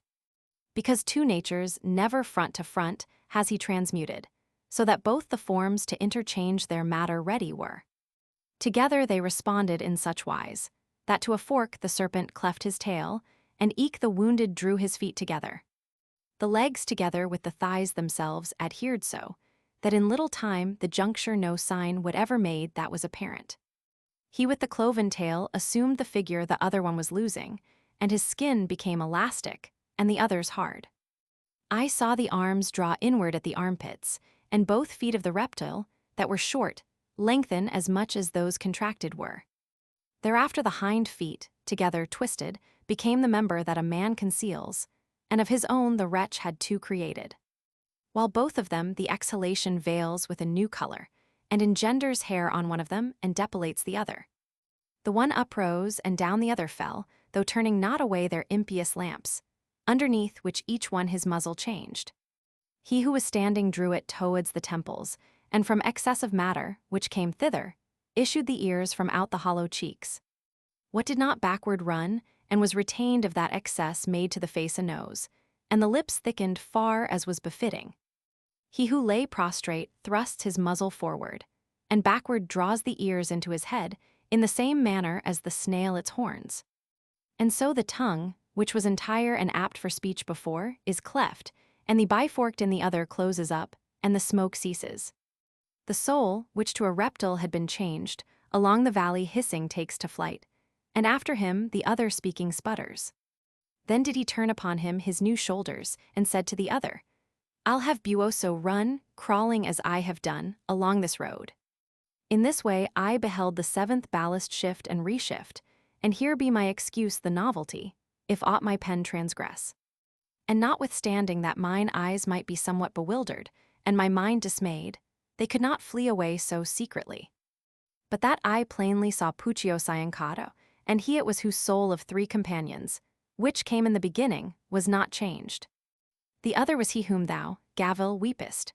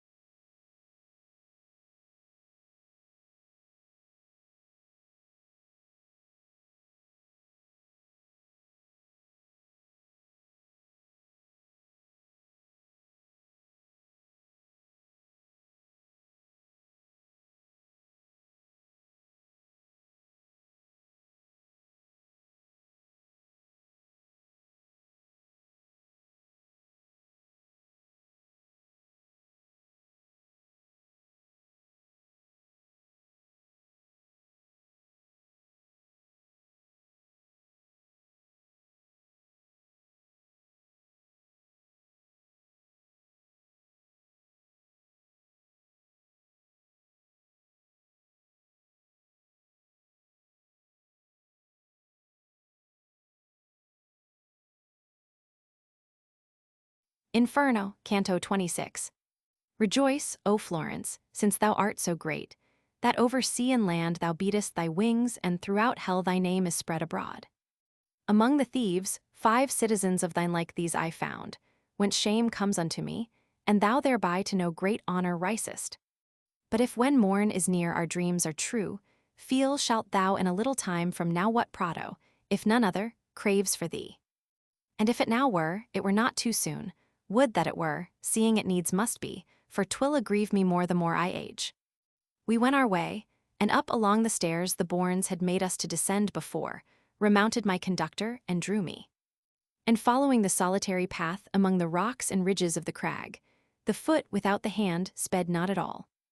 Then sorrowed I, and sorrow now again, when I direct my mind to what I saw, and more my genius curb than I am wont. That it may run not unless virtue guide it, so that if some good star, or better thing, have given me good, I may myself not grudge it. As many as the hind, who on the hill rests at the time when he who lights the world, his countenance keeps least concealed from us. While as the fly gives place unto the gnat, seeth the glowworms down along the valley, perchance there where he ploughs and makes his vintage. With flames as manifold resplendent all was the 8th Balja, as I grew aware as soon as I was where the depth appeared. And such as he who with the bears avenged him, beheld Elijah's chariot at departing, what time the steeds to heaven erect uprose. For with his eye he could not follow it so as to see aught else than flame alone, even as a little cloud ascending upward. Thus each along the gorge of the entrenchment was moving, for not one reveals the theft, and every flame a sinner steals away. I stood upon the bridge upraisen to see so that, if I had seized not on a rock, down had I fallen without being pushed. And the leader, who beheld me so attent, exclaimed, "Within the fires the spirits are, each swathes himself with that wherewith he burns." "My master," I replied, "by hearing thee I am more sure, but I surmised already it might be so, and already wished to ask thee, who is within that fire, which comes so cleft at top? It seems uprising from the pyre where was Eteocles with his brother placed." He answered me, "Within there are tormented Ulysses and Diomed, and thus together they unto vengeance run as unto wrath. And there within their flame do they lament the ambush of the horse, which made the door whence issued forth the Romans' gentle seed. Therein is wept the craft, for which being dead Deidamia still deplores Achilles, and pain for the Palladium there is born. If they within those sparks possess the power to speak," I said, "thee, master, much I pray and repray, that the prayer be worth 1,000. That thou make no denial of awaiting until the horned flame shall hither come. Thou seest that with desire I lean towards it." And he to me, "Worthy is thy entreaty of much applause, and therefore I accept it, but take heed that thy tongue restrain itself. Leave me to speak, because I have conceived that which thou wishest, for they might disdain perchance, since they were Greeks, discourse of thine." When now the flame had come unto that point, where to my leader it seemed time and place, after this fashion did I hear him speak. "O ye who are twofold within one fire, if I deserved of you, while I was living, if I deserved of you or much or little. When in the world I wrote the lofty verses, do not move on, but one of you declare whither, being lost, he went away to die." Then of the antique flame the greater horn, murmuring, began to wave itself about even as a flame doth which the wind fatigues. Thereafterward, the summit to and fro moving as if it were the tongue that spake, it uttered forth a voice and said, "When I from Circe had departed, who concealed me more than a year there near unto Geta, or ever yet Aeneas named it so, nor fondness for my son, nor reverence for my old father, nor the due affection which joyous should have made Penelope, could overcome within me the desire I had to be experienced of the world, and of the vice and virtue of mankind. But I put forth on the high open sea with one sole ship, and that small company by which I never had deserted been. Both of the shores I saw as far as Spain, far as Morocco, and the Isle of Sardes, and the others which that sea bathes round about. I and my company were old and slow, when at that narrow passage we arrived where Hercules his landmark set as signals. That man no farther onward should adventure. On the right hand behind me left I Seville, and on the other already had left Ceuta. O brothers, who amid 100,000 perils, I said, have come unto the west to this so inconsiderable vigil, which is remaining of your senses, still be ye unwilling to deny the knowledge, following the sun, of the unpeopled world. Consider ye the seed from which ye sprang, ye were not made to live like unto brutes, but for pursuit of virtue and of knowledge. So eager did I render my companions with this brief exhortation for the voyage, that then I hardly could have held them back. And having turned our stern unto the morning, we of the oars made wings for our mad flight, evermore gaining on the larboard side. Already all the stars of the other pole the night beheld, and ours so very low it did not rise above the ocean floor. 5 times rekindled, and as many quenched had been the splendor underneath the moon, since we had entered into the deep pass, when there appeared to us a mountain, dim from distance, and it seemed to me so high as I had never anyone beheld. Joyful were we, and soon it turned to weeping, for out of the new land a whirlwind rose, and smote upon the fore part of the ship. 3 times it made her whirl with all the waters, at the 4th time it made the stern uplift, and the prow downward go, as pleased another, until the sea above us closed again,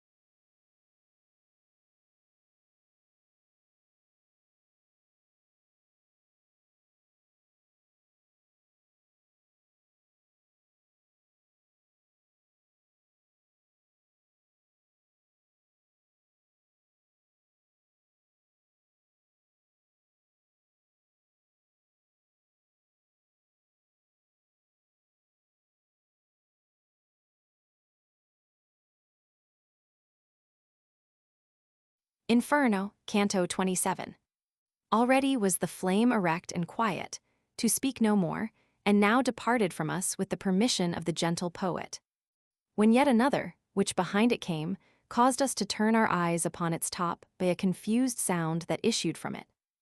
As the Sicilian bull, that bellowed first with the lament of him, and that was right, who with his file had modulated it. Bellowed so with the voice of the afflicted, that, notwithstanding it was made of brass, still it appeared with agony transfixed.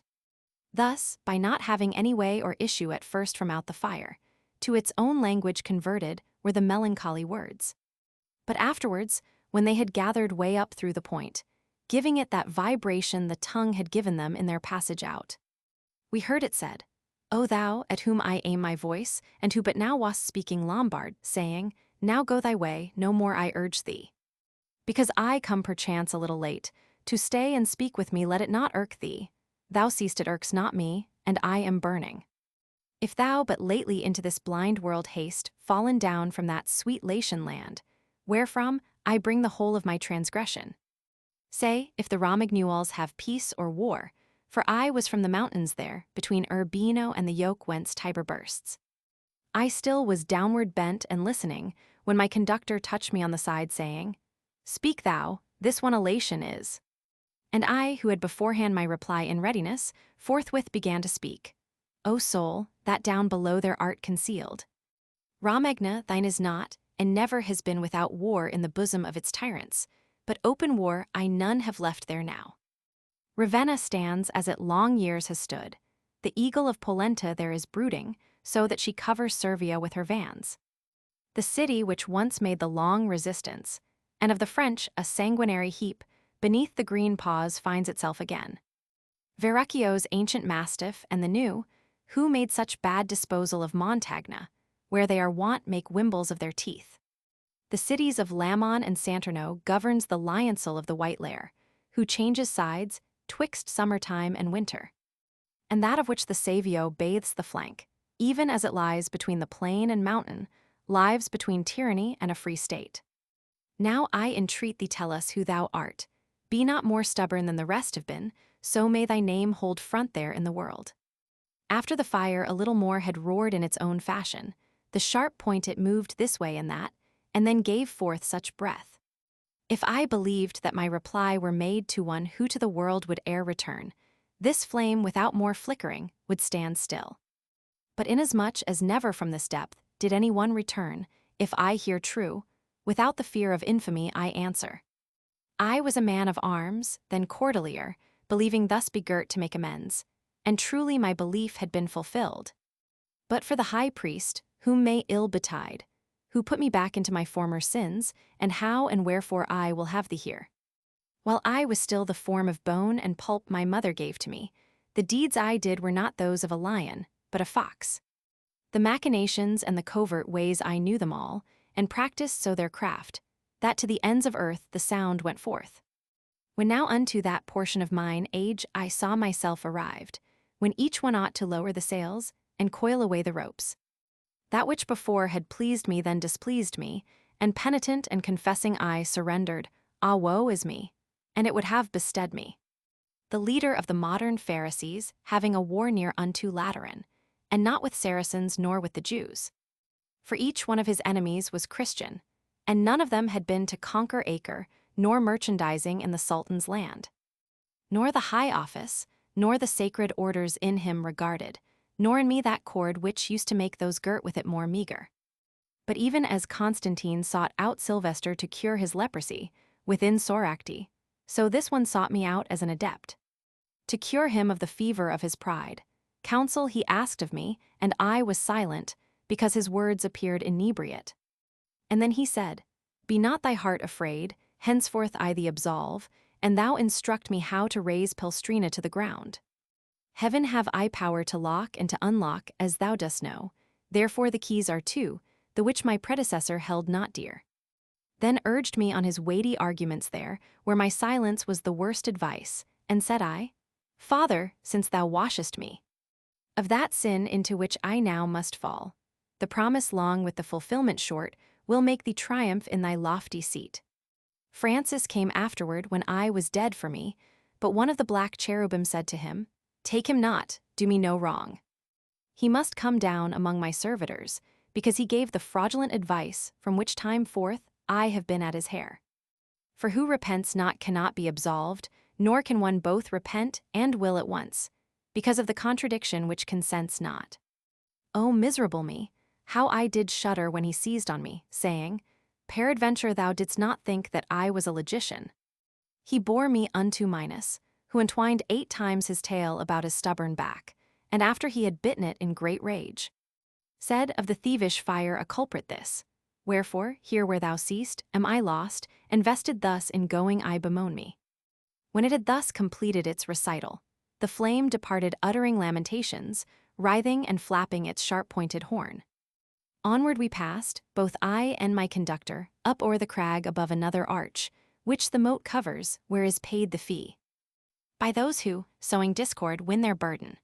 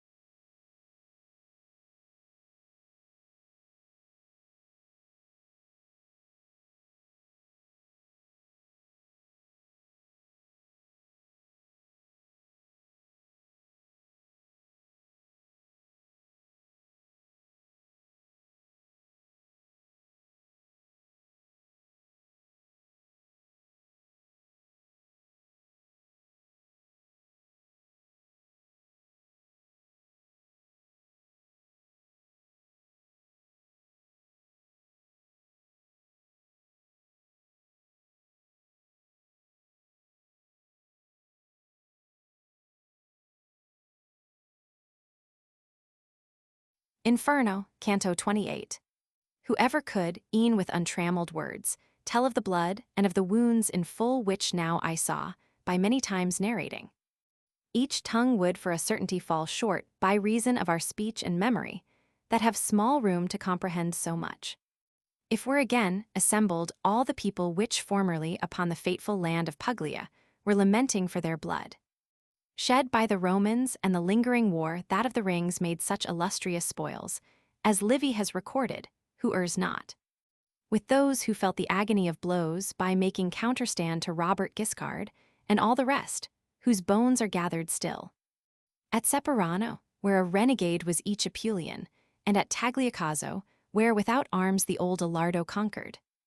And one his limb transpierced, and one lopped off, should show, it would be nothing to compare with the disgusting mode of the 9th Balja. A cask by losing centerpiece or cant was never shattered so, as I saw one rent from the chin to where one breaketh wind. Between his legs were hanging down his entrails, his heart was visible, and the dismal sack that maketh excrement of what is eaten.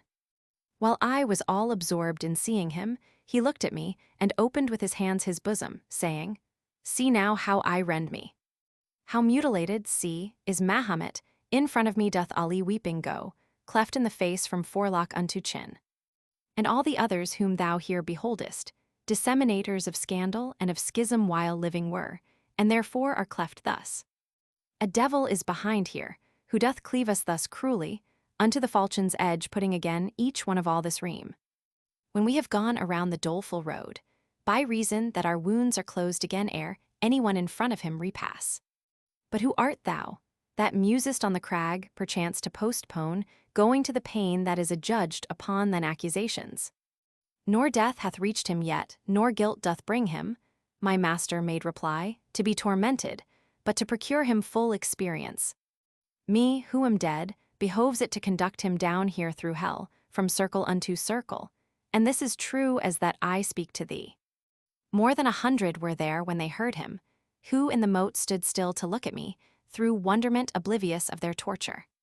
Now say to Fra Dulcino then, to arm him thou, who perhaps wilt shortly see the sun, if soon he wish not here to follow me.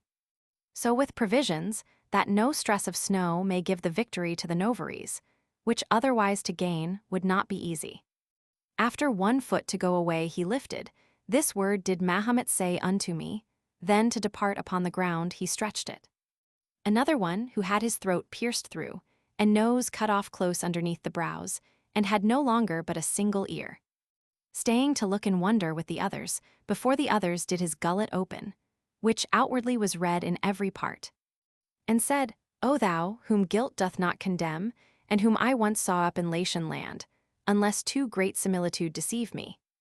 Call to remembrance Pier de Medicina if, ere thou see again the lovely plain that from Vercelli slopes to Marcabo, and make it known to the best two of Fano, to Messer Guido and Angiololo likewise, that if foreseeing here be not in vain, cast over from their vessel shall they be, and drowned near unto the Catolica, by the betrayal of a tyrant fell.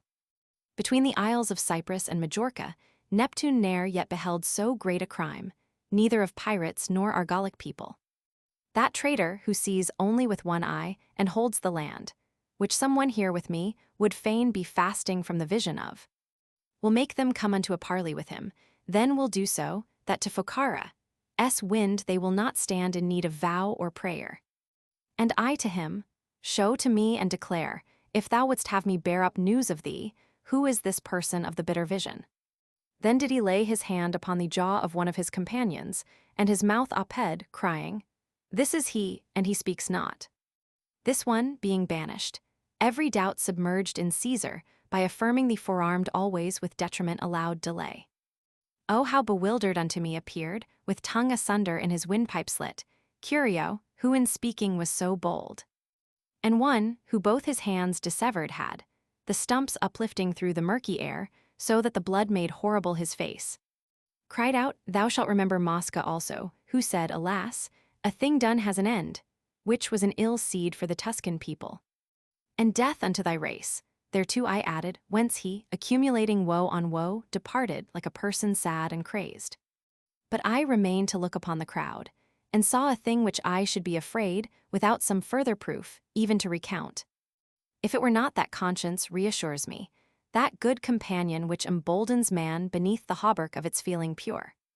I truly saw, and still I seem to see it, a trunk without a head walk in like manner as walked the others of the mournful herd.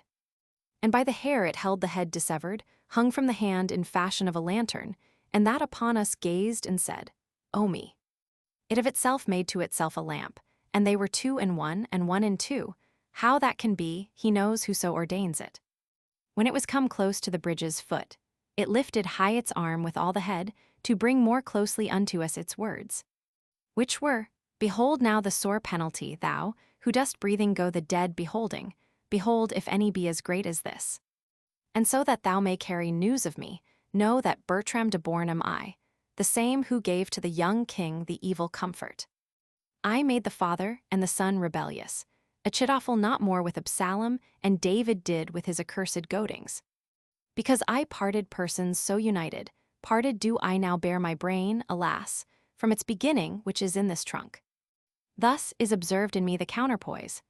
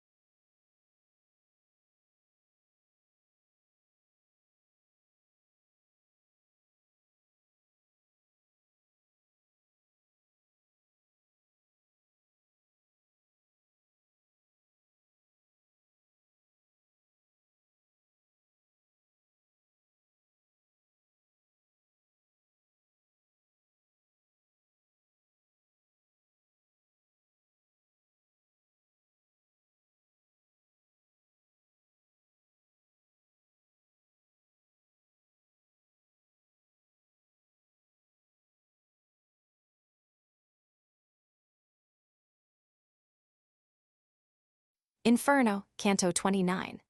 The many people and the divers wounds these eyes of mine had so inebriated, that they were wishful to stand still and weep. But said Virgilius, "What dost thou still gaze at? Why is thy sight still riveted down there among the mournful, mutilated shades? Thou hast not done so at the other bulge. Consider, if to count them thou believest, that 22 miles the valley wins. And now the moon is underneath our feet. Henceforth the time allotted us is brief, and more is to be seen than what thou seest. If thou hadst," I made answer thereupon, "attended to the cause for which I looked, perhaps a longer stay thou wouldst have pardoned."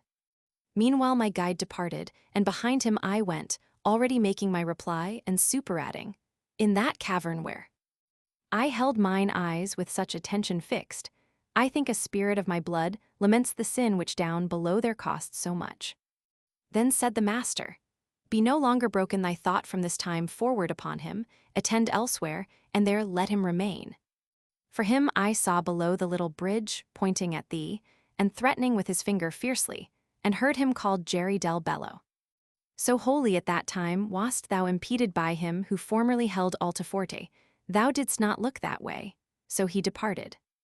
O my conductor, his own violent death which is not yet avenged for him," I said, "by any who is sharer in the shame, made him disdainful, whence he went away, as I imagine, without speaking to me, and thereby made me pity him the more. Thus did we speak as far as the first place upon the crag, which the next valley shows down to the bottom, if there were more light. When we were now right over the last cloister of Mailbulge, so that its lay brothers could manifest themselves unto our sight. Divers lamentings pierced me through and through, which with compassion had their arrows barbed, whereat mine ears I covered with my hands. What pain would be, if from the hospitals of Valdichiana, twixt July and September, and of Maremma and Sardinia, all the diseases in one mote were gathered, such was it here, and such a stench came from it as from putrescent limbs is wont to issue. We had descended on the furthest bank from the long crag, upon the left hand still, and then more vivid was my power of sight.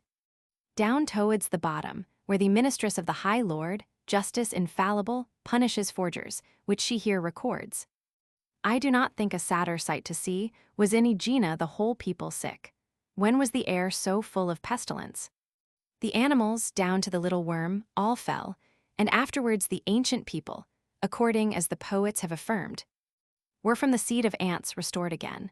Then was it to behold through that dark valley the spirits languishing in divers heaps. This on the belly, that upon the back one of the other lay, and others crawling shifted themselves along the dismal road. We step by step went onward without speech, gazing upon and listening to the sick who had not strength enough to lift their bodies. I saw two sitting leaned against each other, as leans in heating platter against platter, from head to foot bespotted o'er with scabs. And never saw I plied a curricombe by stable boy for whom his master waits, or him who keeps awake unwillingly. As everyone was plying fast the bite of nails upon himself, for the great rage of itching which no other succor had. And the nails downward with them dragged the scab in fashion as a knife the scales of bream, or any other fish that has them largest. O thou, that with thy fingers dost dismail thee, began my leader unto one of them, and makest of them pincers now and then. Tell me if any lation is with those who are herein, so may thy nails suffice thee to all eternity unto this work. Lations are we, whom thou so wasted seest, both of us here, one weeping made reply, but who art thou that questionest about us? And said the guide, One am I who descends down with this living man from cliff to cliff, and I intend to show hell unto him. Then broken was their mutual support, and trembling each one turned himself to me, with others who had heard him by rebound. Wholly to me did the good master gather, saying, Say unto them whate'er thou wishest, and I began, since he would have it so. So may your memory not steal away in the first world from out the minds of men, but so may it survive 'neath many suns. Say to me who ye are, and of what people. Let not your foul and loathsome punishment make you afraid to show yourselves to me. I of Arezzo was, one made reply, and Albert of Siena had me burned, but what I died for does not bring me here. 'Tis true, I said to him, speaking in jest, that I could rise by flight into the air, and he who had conceit but little wit. would have me show to him the art, and only because no Daedalus I made me be burned by one who held him as his son. But unto the last Baldur of the 10, for alchemy, which in the world I practiced, Minos who cannot err has me condemned. And to the poet said I, now was ever so vain a people as the Sienese, not for a certainty the French by far. Whereat the other leper, who had heard me, replied unto my speech, taking out Stricca, who knew the art of moderate expenses. And Niccolo, who the luxurious use of cloves discovered earliest of all within that garden, where such seed takes root. And taking out the band, among whom squandered Caxia Decian his vineyards and vast woods, and where his wit the Abigliato proffered. But that thou know who thus doth second thee against the Sienese, make sharp then I towards me, so that my face well answer thee. And thou shalt see I am Capocchio's shade, who metals falsified by alchemy, thou must remember if I well descry thee. How I a skilful ape of nature was.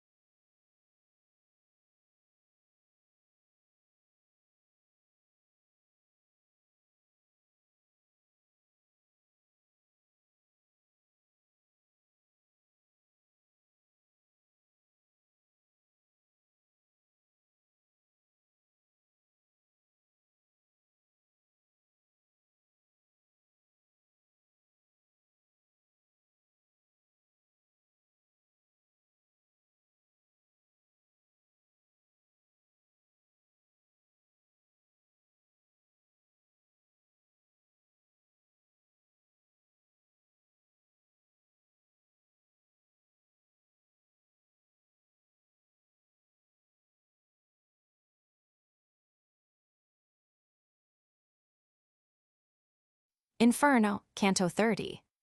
'Twas at the time when Juno was enraged, for Semele, against the Theban blood, as she already more than once had shown.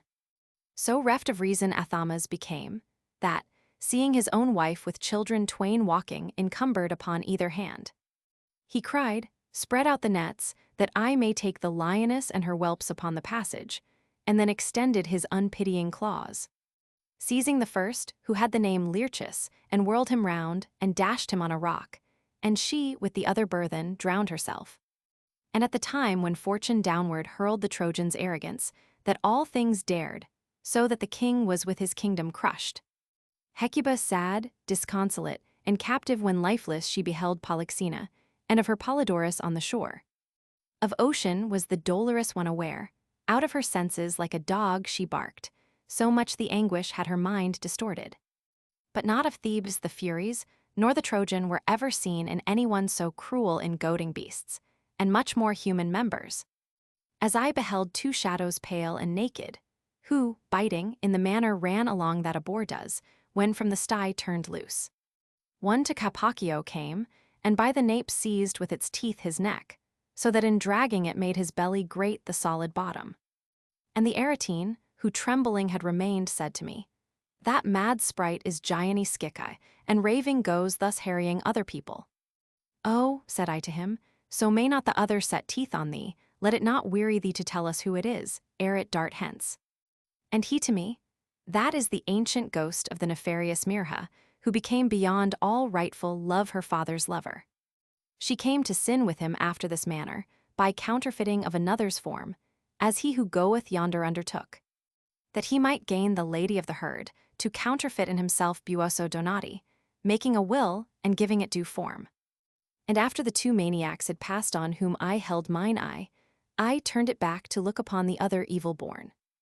I saw one made in fashion of a lute, if he had only had the groin cut off just at the point at which a man is forked.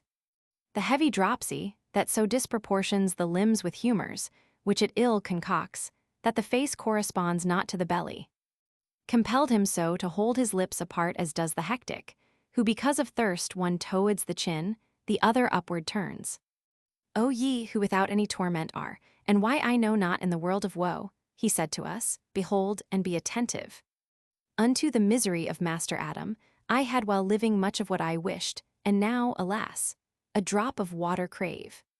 The rivulets, that from the verdant hills of Cassenton descend down into Arno, making their channels to be cold and moist, ever before me stand, and not in vain, for far more doth their image dry me up than the disease which strips my face of flesh.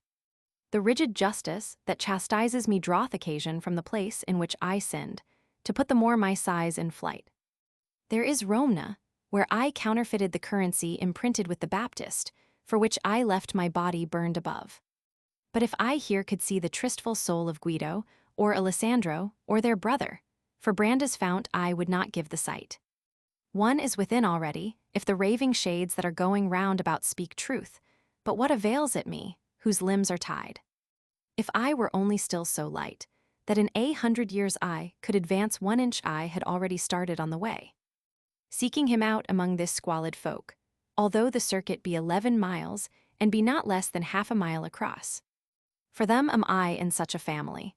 They did induce me into coining florins, which had 3 carats of impurity. And I to him, who are the 2 poor wretches that smoke like unto a wet hand in winter, lying there close upon thy right-hand confines?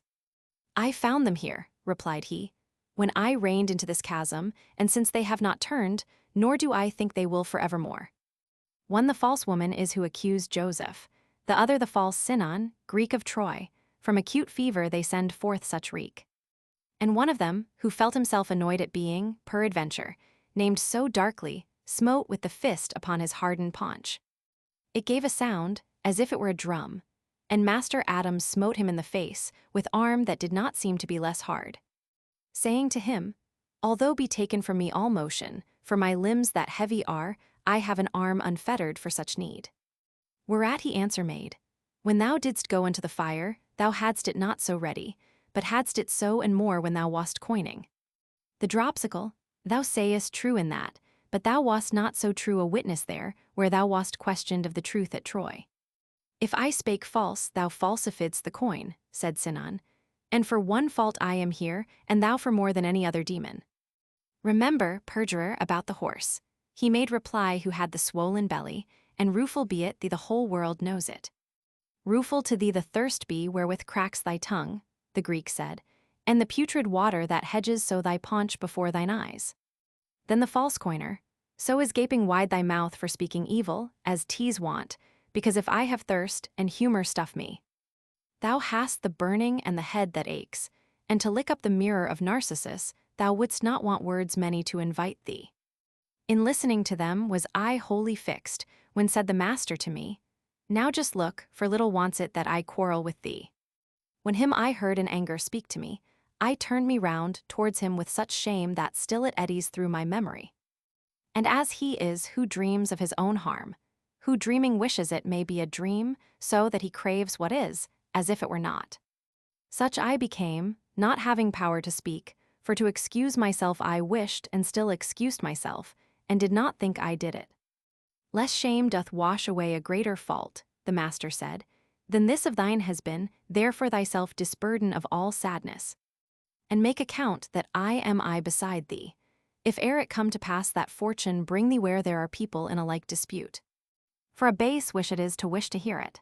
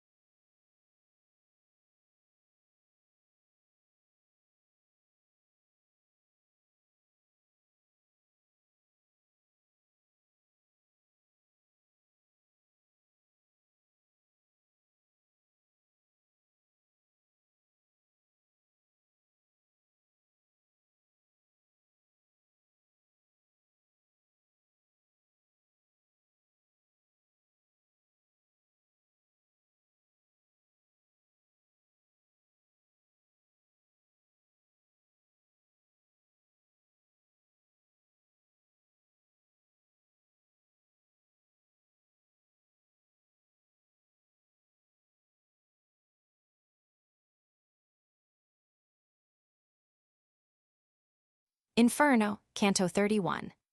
One and the selfsame tongue first wounded me, so that it tinged the one cheek and the other, and then held out to me the medicine. Thus do I hear that once Achilles' spear, his and his father's, used to be the cause first of a sad and then a gracious boon. We turned our backs upon the wretched valley, upon the bank that girds it round about, going across it without any speech. There it was less than night, and less than day, so that my sight went little in advance, but I could hear the blare of a loud horn. So loud it would have made each thunder faint, which, counter to it following its way, mine eyes directed wholly to one place. After the dolorous discomfiture, when Charlemagne the holy emprise lost, so terribly Orlando sounded not. Short while my head turned thitherward I held when many lofty towers I seemed to see, whereat I, Master, say, what town is this? And he to me, because thou peerest forth athwart the darkness at too great a distance, it happens that thou errest in thy fancy. Well shalt thou see, if thou arrivest there, how much the sense deceives itself by distance, therefore a little faster spur thee on. Then tenderly he took me by the hand and said, before we farther have advanced, that the reality may seem to thee less strange, know that these are not towers, but giants, and they are in the well around the bank from navel downward, one and all of them. As when the fog is vanishing away, little by little doth the sight refigure whate'er the mist that crowds the air conceals. So, piercing through the dense and darksome air, more and more near approaching toward the verge, my error fled, and fear came over me. Because as on its circular parapets Monteriggiani crowns itself with towers, and thus the margin which surrounds the well. With one half of their bodies turreted the horrible giants, whom Jove menaces and now from out the heavens when he thunders. And I of one already saw the face, shoulders and breast and great part of the belly, and down along his sides both of the arms. Certainly nature, when she left the making of animals like these, did well indeed, by taking such executors from Mars. And if of elephants and whales she doth not repent her, whosoever looketh subtly more just and more discreet will hold her for it. For where the argument of intellect is added unto evil will and power, no rampart can the people make against it. His face appeared to me as long and large as is at Rome the pine cone of St. Peter's, and in proportion were the other bones. So that the margin, which an apron was down from the middle, showed so much of him above it, that to reach up to his hair. 3 Frieslanders in vain had vaunted them, for I beheld 30 great palms of him down from the place where man his mantle buckles. Raphael my amich Isabi almi, began to clamor the ferocious mouth, to which were not befitting sweeter psalms. And unto him my guide, soul idiotic, keep to thy horn, and vent thyself with that, when wrath or other passion touches thee. Search round thy neck, and thou wilt find the belt which keeps it fastened, O bewildered soul, and see it, where it bars thy mighty breast. Then said to me, he doth himself accuse, this one is Nimrod, by whose evil thought one language in the world is not still used. Here let us leave him and not speak in vain, for even such to him is every language as his to others, which to none is known. Therefore a longer journey did we make turn to the left, and a crossbow shot oft we found another far more fierce and large. In binding him, who might the master be I cannot say, but he had pinioned close behind the right arm and in front the other. With chains, that held him so begirt about from the neck down, that on the part uncovered it wound itself as far as the 5th gyre. This proud one wished to make experiment of his own power against the supreme Jove, my leader said, whence he has such a guerdon. Ephialtes is his name, he showed great prowess. What time the giants terrified the gods, the arms he wielded nevermore he moves. And I to him, if possible, I should wish that of the measureless Briareus these eyes of mine might have experience. Whence he replied, thou shalt behold Antaeus close by here, who can speak and is unbound, who at the bottom of all crime shall place us. Much farther yon is he whom thou wouldst see, and he is bound, and fashioned like to this one, save that he seems in aspect more ferocious. There never was an earthquake of such might, that it could shake a tower so violently, as Ephialtes suddenly shook himself. Then was I more afraid of death than ever, for nothing more was needful than the fear if I had not beheld the manacles. Then we proceeded farther in advance, and to Antaeus came, who, full 5 ells without the head, forth issued from the cavern. O thou, who in the valley fortunate, which Scipio the heir of glory made, when Hannibal turned back with all his hosts, once brought'st 1,000 lions for thy prey, and who, hadst thou been at the mighty war among thy brothers, some it seems still think. The sons of earth the victory would have gained, place us below, nor be disdainful of it, there where the cold doth lock Cocytus up. Make us not go to Tydeus nor Typhoeus. This one can give of that which here is longed for, therefore stoop down, and do not curl thy lip. Still in the world can he restore thy fame, because he lives and still expects long life, if to itself grace call him not untimely. So said the master, and in haste the other his hands extended and took up my guide, hands whose great pressure Hercules once felt. Virgilius, when he felt himself embraced, said unto me, Draw nigh that I may take thee, then of himself and me one bundle made. As seems the care I senda, to behold beneath the leaning side, when goes a cloud above it so that opposite it hangs. Such did Antaeus seem to me, who stood watching to see him stoop, and then it was I could have wished to go some other way. But lightly in the abyss, which swallows up Judas with Lucifer, he put us down, nor thus bowed downward made he their delay. But as a mast does in a ship, uprose.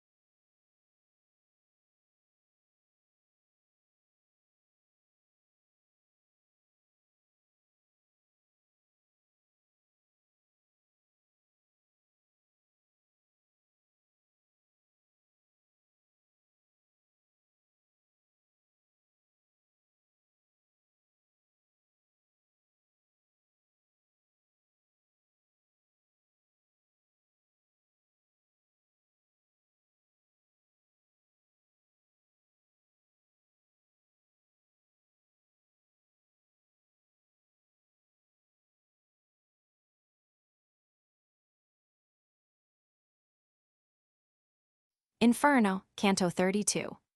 If I had rhymes both rough and stridulous, as were appropriate to the dismal hole down upon which thrust all the other rocks, I would press out the juice of my conception more fully, but because I have them not without fear I bring myself to speak. For 'tis no enterprise to take in jest, to sketch the bottom of all the universe, nor for a tongue that cries mamma and babbo. But may those ladies help this verse of mine, who helped Amphion in enclosing Thebes, that from the fact the word be not diverse. O rabble ill-begotten above all, who were in the place to speak of which is hard, 'twere better ye had here been sheep or goats. When we were down within the darksome well, beneath the giant's feet, but lower far, and I was scanning still the lofty wall, I heard it said to me, Look how thou steppest, take heed thou do not trample with thy feet the heads of the tired, miserable brothers. Whereat I turned me round, and saw before me and underfoot a lake, that from the frost the semblance had of glass, and not of water. So thick a veil ne'er made upon its current in wintertime Danube in Austria, nor there beneath the frigid sky the dawn. As there was here, so that if Tambernish had fallen upon it, or Pietrapana, and at the edge, 'twould not have given a creak. And as to Croak the frog doth place himself with muzzle out of water, when is dreaming of gleaning oftentimes the peasant girl. Livid, as far down as where shame appears, were the disconsolate shades within the ice, setting their teeth unto the note of storks. Each one his countenance held downward bent, from mouth the cold, from eyes the doleful heart among them witness of itself procures. When round about me somewhat I had looked, I downward turned me, and saw two so close, the hair upon their heads together mingled. Ye who so strain your breasts together, tell me, I said, who are you? And they bent their necks, and when to me their faces they had lifted. Their eyes, which first were only moist within, gushed o'er the eyelids, and the frost congealed the tears between, and locked them up again. Clamp never bound together wood with wood so strongly. Whereat they, like two he-goats butted together, so much wrath o'ercame them. And one, who had by reason of the cold lost both his ears, still with his visage downward said, Why dost thou so mirror thyself in us? If thou desire to know who these two are, the valley whence Bicenzio descends belonged to them, and to their father Albert. They from one body came, and all Cana thou shalt search through, and shalt not find a shade more worthy to be fixed in gelatine.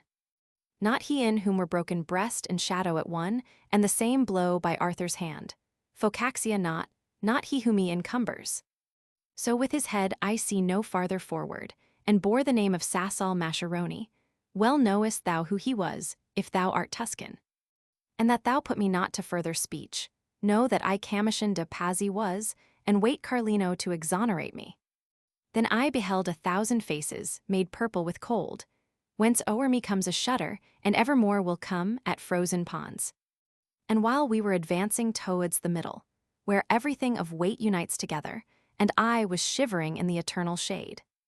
Whether 'twere will, or destiny, or chance, I know not, but in walking, 'mong the heads I struck my foot hard in the face of one. Weeping he growled, Why dost thou trample me unless thou comest to increase the vengeance of Monteperdi? Why dost thou molest me? And I, my master, now wait here for me, that I through him may issue from a doubt. Then thou mayst hurry me, as thou shalt wish.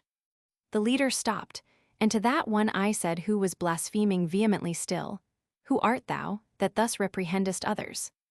Now who art thou, that goest through Antenora smiting, replied he, other people's cheeks so that, if thou wert living, 'twere too much. Living I am, and dear to thee it may be, was my response. If thou demandest fame, that mid the other notes thy name I place. And he to me, For the reverse I long, take thyself hence, and give me no more trouble, for ill thou knowest to flatter in this hollow. Then by the scalp behind I seized upon him, and said, It must needs be thou name thyself, or not a hair remain upon thee here.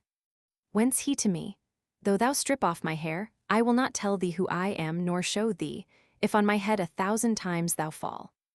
I had his hair in hand already twisted, and more than one shock of it had pulled out, he barking, with his eyes held firmly down. When cried another, What doth ail thee, Bacca? Is't not enough to clatter with thy jaws, but thou must bark. What devil touches thee? Now, said I care not to have thee speak, accursed traitor, for unto thy shame I will report of the veracious news.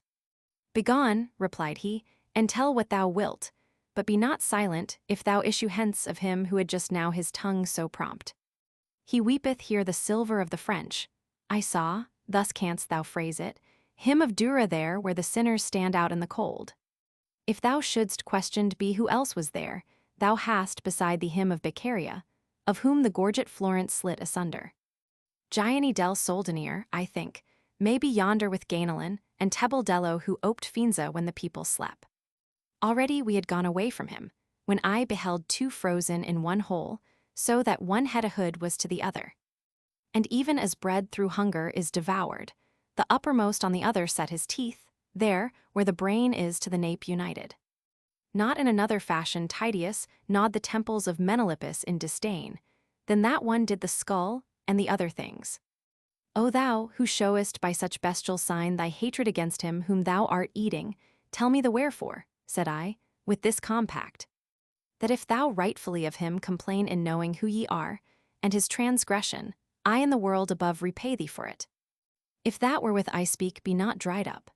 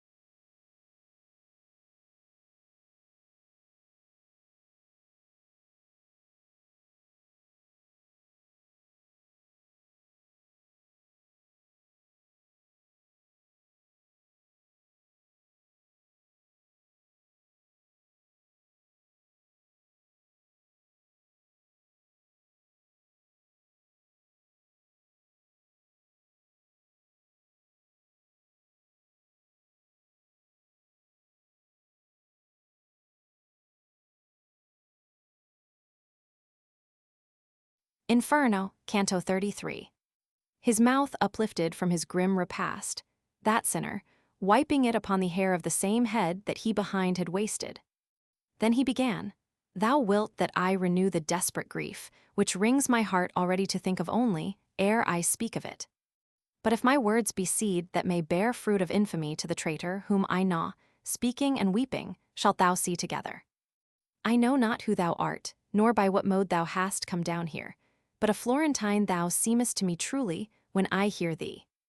Thou hast to know I was Count Ugolino, and this one was Ruggieri the archbishop. Now I will tell thee why I am such a neighbor. That by effect of his malicious thoughts, trusting in him I was made prisoner, and after put to death I need not say. But ne'ertheless what thou canst not have heard, that is to say, how cruel was my death, here shalt thou, and shalt know if he has wronged me. A narrow perforation in the mew, which bears because of me the title of famine, and in which others still must be locked up, had shown me through its opening many moons already, when I dreamed the evil dream which of the future rent for me the veil. This one appeared to me as lord and master, hunting the wolf and whelps upon the mountain, for which the pisons cannot Lucas see. With sleuth-hounds gaunt, and eager, and well-trained, Gualandi with Sismondi and Lanfianchi he had sent out before him to the front. After brief course seemed unto me forespent the father and the sons, and with sharp tushes it seemed to me I saw their flanks ripped open. When I before the morrow was awake, moaning amid their sleep I heard my sons who with me were, and asking after bread. Cruel indeed art thou, if yet thou grieve not, thinking of what my heart foreboded me, and weep'st thou not, what art thou wont to weep at? They were awake now, and the hour drew nigh at which our food used to be brought to us, and through his dream was each one apprehensive. And I heard, locking up the under door of the horrible tower, whereat without a word I gazed into the faces of my sons. I wept not, I within so turned to stone they wept, and darling little Anselm mine said, Thou dost gaze so, father, what doth ail thee? Still not a tear I shed, nor answer made all of that day, nor yet the night thereafter, until another sun rose on the world. As now a little glimmer made its way into the dolorous prison, and I saw upon four faces my own very aspect. Both of my hands in agony I bit, and, thinking that I did it from desire of eating, on a sudden they uprose. And said they, Father, much less pain 'twill give us if thou do eat of us. Thyself didst clothe us with this poor flesh, and do thou strip it off. I calmed me then, not to make them more sad. That day we all were silent, and the next, obdurate earth, wherefore didst thou not open? When we had come unto the fourth day, Gatto threw himself down outstretched before my feet, saying, My father, why dost thou not help me? And there he died, and as thou seest me I saw the three fall, one by one, between the fifth day and the sixth, whence I betook me. Already blind, to groping over each, and 3 days called them after they were dead. Then hunger did what sorrow could not do. When he had said this, with his eyes distorted, the wretched skull resumed he with his teeth which, as a dog, upon the bone were strong. Ah, Pisa, thou opprobrium of the people of the fair land there, where the sea doth sound, since slow to punish thee thy neighbors are. Let the Caprea and Gorgona move, and make a hedge across the mouth of Arno, that every person in thee it may drown. For if Count Ugolino had the fame of having in thy castles thee betrayed, thou shouldst not on such cross have put his sons. Guiltless of any crime, thou modern Thebes, their youth made Uguccione and Brigada, and the other two my song doth name above. We pass still farther onward, where the ice another people ruggedly in swaths, not downward turned, but all of them reversed. Weeping itself there does not let them weep, and grief that finds a barrier in the eyes turns itself inward to increase the anguish. Because the earliest tears a cluster form, and, in the manner of a crystal visor, fill all the cup beneath the eyebrow full. And notwithstanding that, as in a callus, because of cold all sensibility, its station had abandoned in my face. Still it appeared to me I felt some wind, whence my master, who sets this in motion, is not below here every vapor quenched. Whence he to me, Full soon shalt thou be where thine eye shall answer make to thee of this, seeing the cause which raineth down the blast. And one of the wretches of the frozen crust cried out to us, O souls so merciless that the last post is given unto you. Lift from mine eyes the rigid veils, that I may vent the sorrow which impregns my heart a little, ere the weeping recongeal. Whence I to him, if thou wouldst have me help thee say who thou wast, and if I free thee not, may I go to the bottom of the ice. Then he replied, I am Friar Alberigo, he am I of the fruit of the bad garden, who here a date am getting for my fig. Oh, said I to him, now art thou too dead, and he to me, how may my body fare up in the world, no knowledge I possess. Such an advantage has this Ptolemea, that oftentimes the soul descendeth here sooner than Atropos in motion sets it. And that thou mayest more willingly remove from off my countenance these glassy tears, know that as soon as any soul betrays, as I have done, his body by a demon is taken from him, who thereafter rules it, until his time has wholly been revolved. Itself down rushes into such a cistern, and still perchance above appears the body of yonder shade, that winters here behind me. This thou shouldst know, if thou hast just come down. It is Sir Brancadee, Aurea, and many years have passed away since he was thus locked up. I think, said I to him, thou dost deceive me, for Brancadee, Aurea is not dead as yet, and eats and drinks and sleeps and puts on clothes. In moat above, said he, of male branch, there where is boiling the tenacious pitch, as yet had Mitchell Zanch not arrived. When this one left a devil in his stead in his own body, and one near of kin, who made together with him the betrayal. But hitherward stretch out thy hand forthwith, open mine eyes. And open them I did not, and to be rude to him was courtesy. Ah, Genoese, ye men at variance with every virtue, full of every vice, wherefore are ye not scattered from the world? For with the vilest spirit of Romagna, I found of you one such, who for his deeds in soul already in Cocytus bathes, and still above in body seems alive.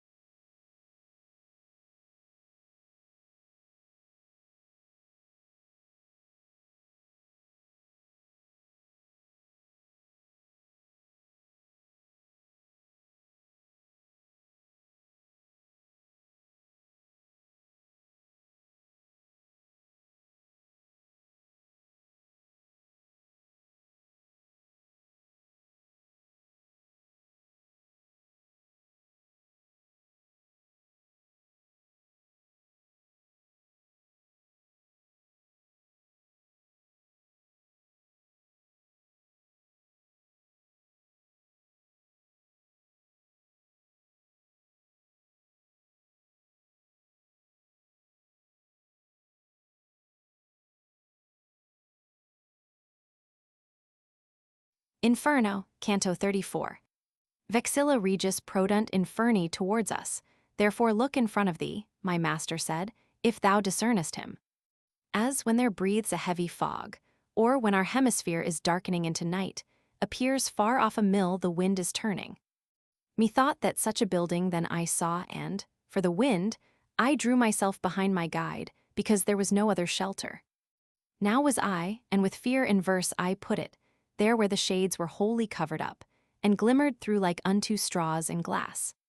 Some prone are lying, others stand erect, this with the head, and that one with the soles, another bow-like, face to feet inverts. When in advance, so far we had proceeded, that it my master pleased to show to me the creature who once had the beauteous semblance.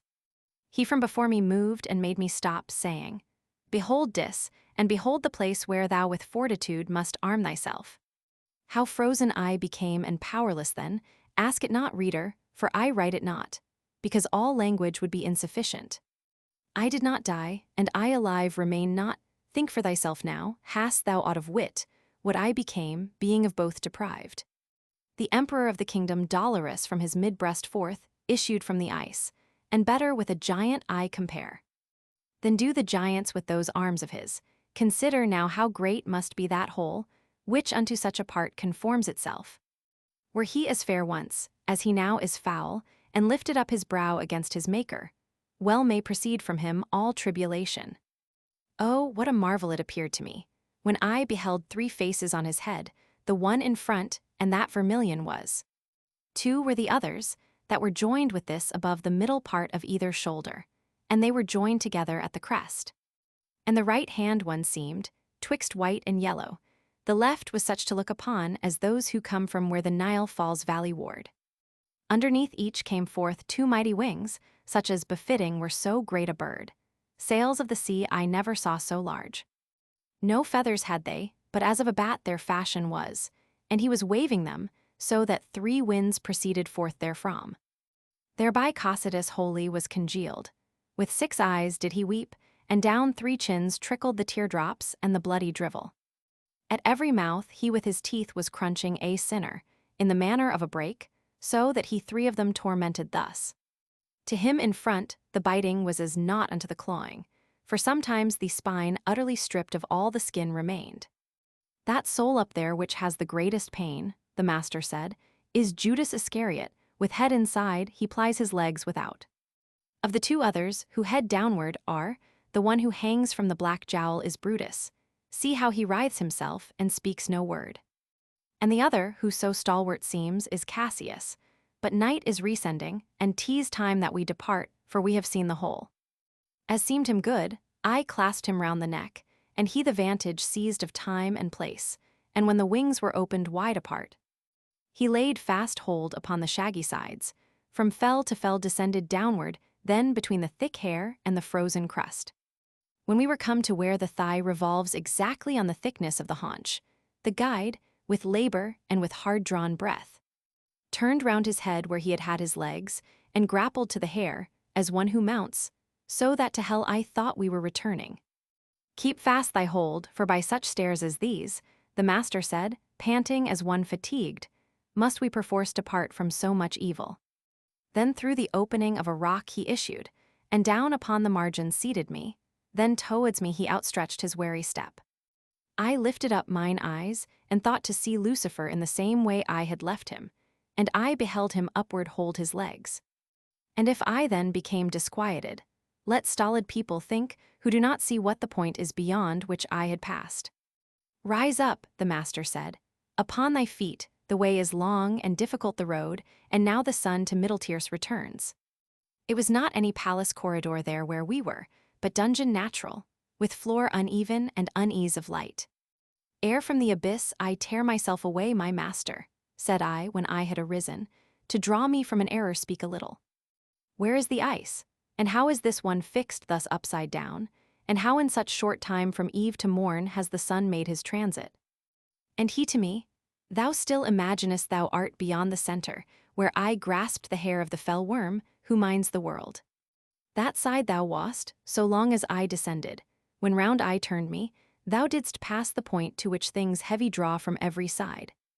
And now beneath the hemisphere art come opposite that which overhangs the vast dry land, and neath whose cope was put to death. The man who without sin was born and lived. Thou hast thy feet upon the little sphere which makes the other face of the Judica. Here it is morn when it is evening there, and he who with his hair a stairway made us still fixed remaineth as he was before. Upon this side he fell down out of heaven, and all the land, that whilom here emerged, for fear of him made of the sea a veil, and came to our hemisphere, and peradventure to flee from him, what on this side appears left the place vacant here, and back recoiled. A place there is below, from Beelzebub as far receding as the tomb extends, which not by sight is known, but by the sound. Of a small rivulet, that there descendeth through chasm within the stone, which it is gnawed with course that winds about and slightly falls. The guide and I into that hidden road now entered, to return to the bright world, and without care of having any rest. We mounted up, he first and I the second, till I beheld through a round aperture some of the beauteous things that heaven doth bear. Thence we came forth to behold the stars,